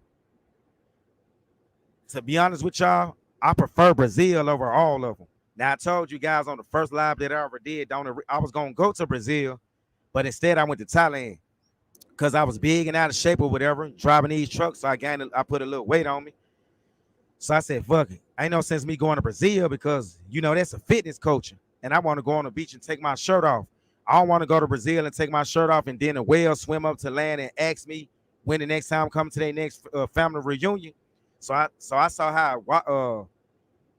how funny looking, how the dudes was built lopsided like 1999 deep freezers and shit in Thailand. So I said, damn, if they can be 68 looking like Alaskan grizzly bear and they can get cute women in Thailand, why not try my luck over there? So shit, I went to Thailand instead, not knowing I was gonna probably have to come out of my pocket eventually.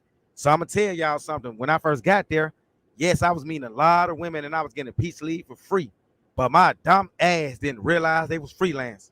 It took me 5 damn different women to realize I was dealing with freelancers and not regular women. Cause I kept thinking like, damn, she gave me the peace leave for free, but she ain't returning my call. She ain't even calling me back. What the hell going on? I must then put it down in the bedroom, right? Or shit, my belly was in the way. What's up with that? Or once I took my clothes off, she was like, damn, look at this damn mini Michelin man looking Negro from America. Hell no, I don't want no part of this. I'm gonna give it to him this time, but he ain't getting no more of this right here. Nah, it was none of that, y'all. Y'all want to know exactly what it was? I didn't spend no money. But see, she never even brought up money because I didn't know they coaching. So I found out the hard way they was freelancers. I go back to 808 and I see this same chick. I'm finna tell y'all a quick story. It was one in particular. My first time there. It was like one of the third Thai women I was messing with. I mean, she was gorgeous. She looked like an Asian allele with a nice curvy shape. She had to be every bit of 130 pounds. But yeah, make a long story short, I meet her at 808, right? We bumped into each other. And I dust my shoulders off like she was fearful, whatever. You know, it was reverse psychology. So she was feeling some type of way or whatever. So I went back at her and this was like New Year's Eve, I think. We spoke. Then she said, I'm ready to go home. And I asked her, shit, you could go home with me or whatever. And she was like, all right, cool. On Walking Street, they got a lot of restaurants that's open very late or whatever. Because, you know, you got all the clubs and the go-go bars and all that good stuff right there. They got some decent restaurants that's open real late or whatnot. So we went to like one of the, we was going to eat street food, but they took forever because the line was like, the line was all the way around and building like a dope fiend line on the west side of Baltimore or some shit in the 90s. So we ended up going to dine in one of the regular restaurants. And I'm looking at this girl and I'm mesmerized. I said, damn, I'm glad I came to Thailand. I'm chubby and she hanging with my fat ass. Cool. I mean, it's going down like Big Shirley and Quicksand tonight. She feeling me. Man, little did I know that woman wasn't even feeling me at all. She just was too scared to ask for some damn money. But let me finish the story. So, and she was from Bangkok. She wasn't from Pattaya. She was from Bangkok for the weekend, trying to get her hustle on. Little did I know, but I didn't know this at the time. But yeah, she was born and raised in Bangkok, and she spoke better English than I did, which should have been a red flag right there. So we go to the restaurant, we eat, and the only thing I paid for was her dinner. And I think that went even 300 baht for the both of us. So I'm feeling good. I'm feeling like I got over. I'm like, hell yeah. So make a long story short, we go to my condo. At the time I was living in John Team. That condo was a whole lot bigger than the one that I showed Austin around or whatever. She get in the shower. I'm like, oh, hell yeah. I mean, she ain't wasting no time. Get in the shower, freshen herself off or whatnot. So make a long story short, we get down to business. And we get on some intimate shit. I had 5 or 6 different rounds with her or whatever. But I digress because I ain't said it yet. But that was the wrong time to digress. So, yeah. I'm like, man, I can finally call back home and tell everybody that I ran across a woman that's not a freelance. Man, I was feeling shorty. I ain't have feelings for her, but I was feeling like, you know what? I'm going to stick with her for a minute because I ain't going to mess with nobody else here because I'm under the impression now most of the women at these night spots are freelance. And I just got lucky and I ran across one that's not a freelancer because I'm still new to the country. So make a long story short, no, I didn't pay her a dime. I didn't even pay for her taxi ride home. We sending smiling emojis. We like some lovey-dovey shit, some square shit. So she go home and I go home. And I'm thinking about shorty all goddamn day long. Man, I go to 808 and I asked her, where you at? This woman lied to me and said she was at work or whatnot. She was working at a restaurant. That's what she claimed. Then I started putting 2 and 2 together. Wait a minute. How you come from Bangkok that fast and you get a regular restaurant job? Nah, something ain't adding up. She probably at work all right, and she was at work all right. A working girl out there looking for Johns. So I'm in 808 chilling. I went sweating. I was with another female. I see her walk by with an older guy. Now remind y'all, she 22 years old. The guy she was walking with had to be at least 56 with a fishing hat on. Man, I'm looking at this dude like, oh, hell no. That's got to be a trick. I ain't no goddamn way he pulled that, and I just had her last night. Man, you mean to tell me I slept with a freelancer? So when I saw her go to the bathroom by herself at 808, I asked her, I said, hey, shit, that's your boyfriend, and who is that? She said, nah, him customer. I said, customer? What you saying, you a freelancer? She said, yeah. I'm like, oh, damn, so you a working girl? I'm like, yeah. I said, so how come you didn't charge me? She said, why you think I didn't text you back a couple hours ago? Because you went talking about money and you didn't pay me. Him paid me. I'm like, oh, hell no. So I lost all hope. I'm like, damn. This shit right here, wow. So you mean to tell me every chick I've been sleeping with for free, that's why I ain't been hearing back from them? Because I ain't been up in no money, and I ain't, because I'm going to tell y'all, when y'all first get there, they going to give y'all the peace leave on credit. A lot of times, not everybody in that song, I'm going to tell you up front in 808, they at work or they working girl. A lot of them know you green as English peas or whatever, so they ain't going to tell you, like, they going to be like, yeah, you know what? And some of them just want a dude that's going to put them on a salary. So, yeah, they'll give you the peace leave on credit a few times. And even clean your condo, wash the dishes. They going to do everything these guys be talking about they supposed to do. Then they going to get real comfortable. They going to like make you let your guards down. Then the minute you be like, hell yeah, I got me a winner. That's when the shit comes. Can you loan me 30,000 baht? My mom need a new booty hole in Esau. Or my sister Buffalo just died. And you like, wait a minute. Man, I knew this was too good to be true. God damn. So she a freelancer too. She's just an organized freelancer. Cause remember, some of them played the long game or whatever. So y'all got to be careful of that when y'all get there. So my situation, the reason I ain't hear back from Shorty, because I wasn't spending no money, I wasn't breaking no bread. And shit, it took me 3 more chicks to learn the hard way. Like, talk to them. It got to the point I got bold with it. I started asking them, man, is you a freelancer? Some I'm gonna say yeah, a lot of them say no. Nah. But the one say yeah, I'll be like, oh, okay, now I walk off. Man, I had one trying to fight me in the club at 808 because I walked off. She asked me, I asked her, are you a freelancer? She was bad too. I said, are you a freelancer? She said, yeah. I said, all right, well, let's end this conversation right now. She followed me. What's wrong with a freelancer? I said, oh, none. There just ain't none I'm into right now. You and Patia, nothing here for free. I said, yeah, whatever. Man, this woman swung towards my head and I died. I said, hey, what's your problem? Luckily, I was cool with the Thai bouncers that worked there. But he got in between us or whatever. Hold on. So I got a super chat. Oh, yeah, he right about that. But before I talk about that, I'm going to finish this story. This woman got mad because I didn't want to talk to her because she was a freelancer. Then she had that American black woman attitude or whatever. You not my type anyway, fuck boy. And I looked at a fuck boy, and that's when I made the short. Thai women are getting Americanized by the minute or whatever, because I heard her say that. You not my type anyway. Me have a boyfriend, him take good care of me. I wanted to respond with, bitch, if you got a boyfriend, he take care of you, why the hell you trying to talk to me, and why you out here trying to make money in a goddamn club? So you must be capping. But I didn't say a goddamn thing. I just left that woman, because the minute I would have said something to her and she would have started hitting, next thing you know, 80 Thai fools would have had me on the floor stomping me while I'm trying to get up, slipping and falling. They whooping my ass all out through 808 like I'm back in Orange Man.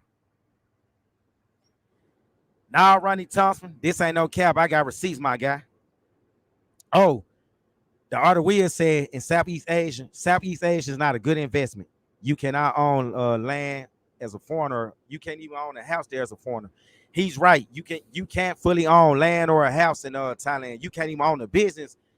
I think you can't own a business in the Philippines or Thailand or whatever. You can only own 49% of it. And if you marry, she can own 51% of it. So yeah, he's right about that. You cannot be a real business owner in Thailand. We're gonna talk about that tomorrow when I talk about what happened with the Marshall Bar.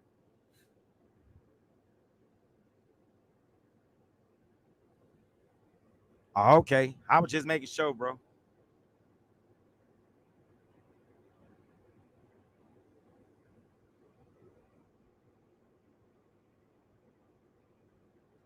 What you talking about? Yeah, I've seen some dudes go to jail and get it started. I told y'all about the black guy that was on Soy 6. He went there thinking he was going to get something for free on Soy 6. I don't know what old idiot told him to go to Soy 6 and meet women like he was going to sleep with anything on Soy 6 for free. Where he learned the hard way. He let one of the Thai women talk him to ringing the damn bell. And when you ring them bells, you got to buy everybody in there a drink. The workers, the mama song, every goddamn body. But not the other customers, but you got to buy. And he spent probably close to 4,000 baht just on drinks. So he was outside pissed. Then to make matters worse, the lady boy approached him, tried to talk to him. He told the lady boy, nah, I'm good. The lady boy started fighting him. And as the lady boy was fighting him, he started yelling. The lady boy was yelling at him, Get your hands off me. Stop fighting me. I called cops. I mean, he went to jail, and I think he ended up paying like 50,000 bucks. So yeah, guys, y'all gotta be careful when y'all go to like Soy Six and places like that where they got a lot of these freelance, because you can get. It's not like Colombia where you can get scoped, then you wake up and everything, all your possession is gone, and your booty hole hurt for no reason. You don't know what happened, include everything gone down to your socks. But yeah, in Thailand, they got a lot of scamming going on too. It's just more organized. Oh, and in some cases, the police will be in on it. So yeah, I'm giving y'all a free game here tonight. Shit, free game. So take this and utilize it the right way. I lived in Thailand long enough to you ain't got to be in Thailand. I lived there for 6 months, and I've been yes. They got lady boys on Soy Six, not many, but they stand in the middle of the road or whatever. Sometimes if you pay close attention, if you go to like one end, they got them on mixed in with the women. It's not a whole lot of them though, but mainly they be in that back alleyway on the other side of Soy Six. So yeah, watch that. But if you're not into like paying for freelancers, just don't even avoid Pattaya altogether, because they keep saying you could find a good woman there, real estate agency, or a woman working at the mall. I'm telling you guys right now, even they selling for JJ, even they selling peace leave. So if you trying to wife up a woman there, just go to Shane Rye, go to like the province, go outside of the city limit. Damn, this dude got to be trolling right here. Y'all, let me show y'all what he said. I told him the lady boys was on the backside in the alleyway of Soy Six. He said in the back alley, he's on his way. I told y'all, you got to watch these guys. That's why, no offense, but that's why I tried the the rest of my time in Thailand, I tried to avoid the tourist areas because it was too many. It's a lot of disease swapping going on. These guys around the Hershey Highway, like yoga, and then they going to sleep with these regular Thai women, polluting the pussy population.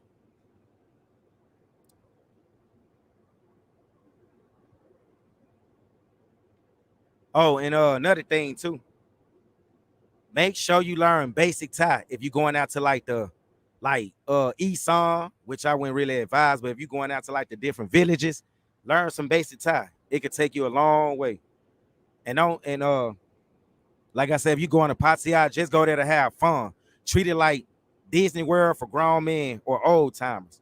Stick and move like Muhammad Ali before he got laid off 3 years out of his boxing career or whatever. Just stick and move. So anybody go to Pattaya and get their heart broke, which it happens every goddamn day, believe it or not, because you got a lot of lonely, desperate guys out here. Man, I mean, that's on them. And no, like I said, no, I never had my heart broke there, but guys jump off buildings every other month. They call it the Flyers Club. You got these guys, they move over there with a retirement plan. They have a 5-year retirement plan or whatever. Some have a 20-year retirement plan, but they end up going broke in a couple of years. And shit, what do you think they do? Delete themselves. They jump off the top of a condo. They fell in love with some young, hot, beautiful Thai woman, not knowing she had a Thai boyfriend the whole time. And shit, and they end up ODing, killing themselves or taking themselves out of here. Now, if you ask me, I don't see how anybody can fall in love with a goddamn freelance.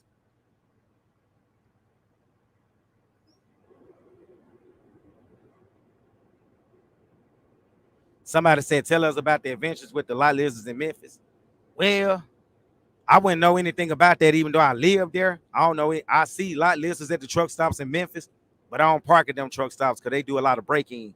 So I wouldn't really know that much about that. How about you tell us about it? You got anything you need to tell us? Like, let the live know.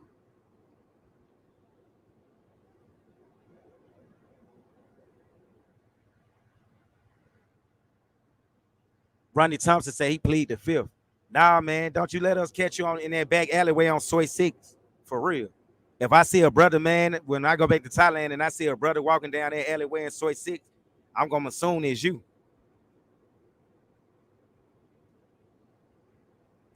Let me ask y'all something in the chat. Did y'all enjoy this live? Let me know. Give me a 1. I got a bunch of super chats. Hold on.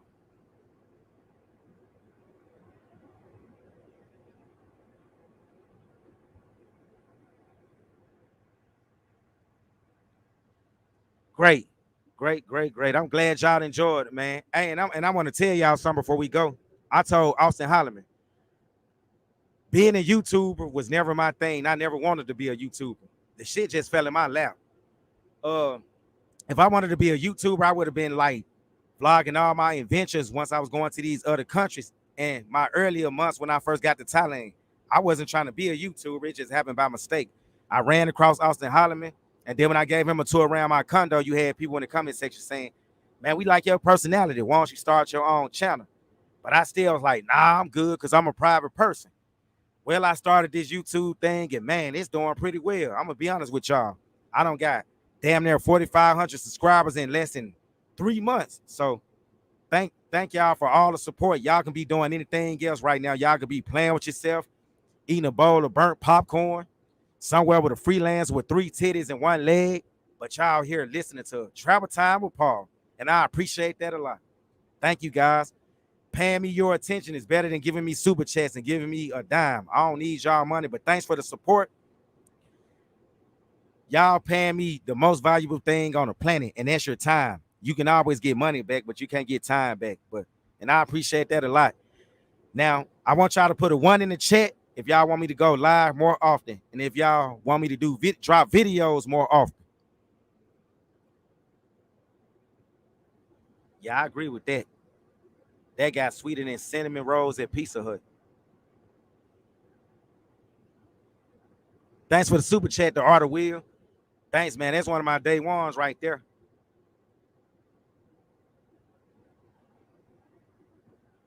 Okay. When is the next time do you get when is the next time you guys are like for me to go live?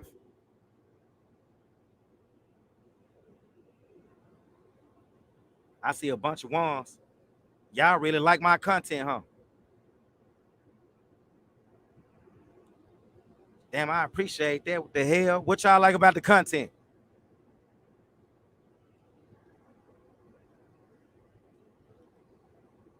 Tomorrow? Yeah, that's probably too soon. How about I do another live Thursday? And what would y'all like for the topic matter? What would y'all like for the subject matter to be about?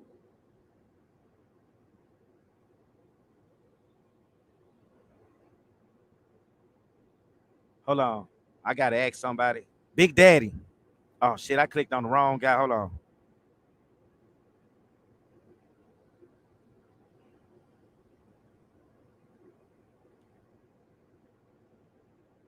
Big Daddy, you said this is getting crazy. Can you be specific? What are you talking about?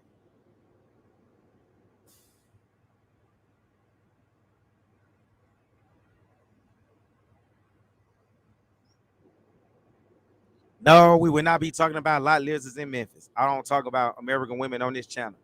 I only talk about foreign women. You got a lot of folks that talk about American women as it is. Okay. She can sing too.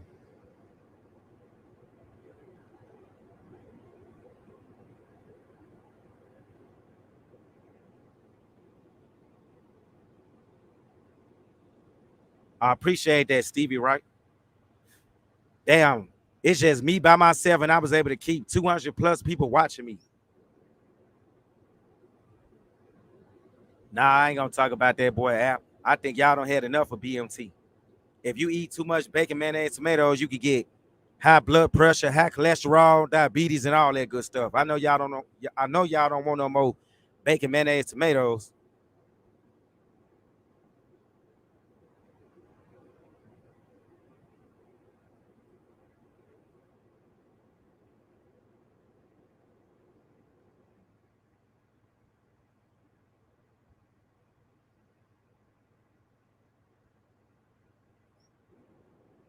Okay, guys.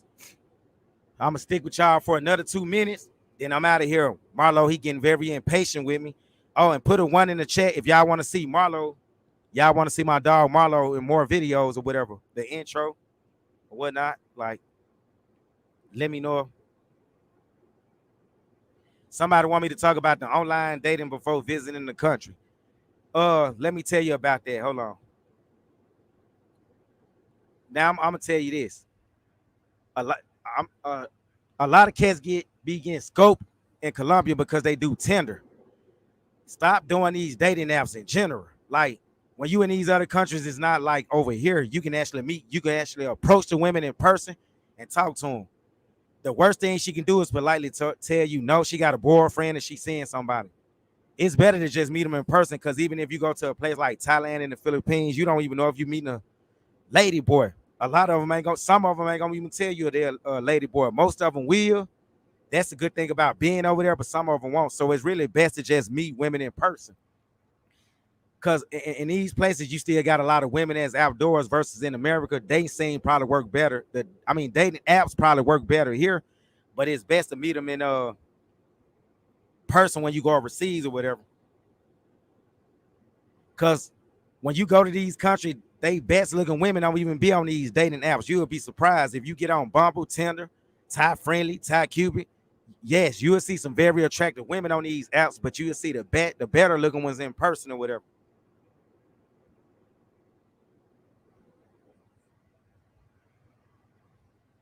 But if you socially awkward and you have and you can only do dating apps, well, I advise you, like, if you ain't looking for freelancers, then try Bumble. If you in Thailand, try Thai Cupid is a good one. Try Hinge.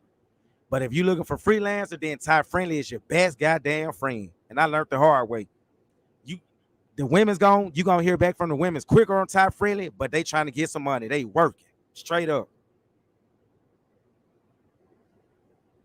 But like I said, it's best to just meet them in person or whatever. Meet them out on the town. Because you gotta remember in these tourist traps, they do speak English. They may not speak it too well, but they speak it though.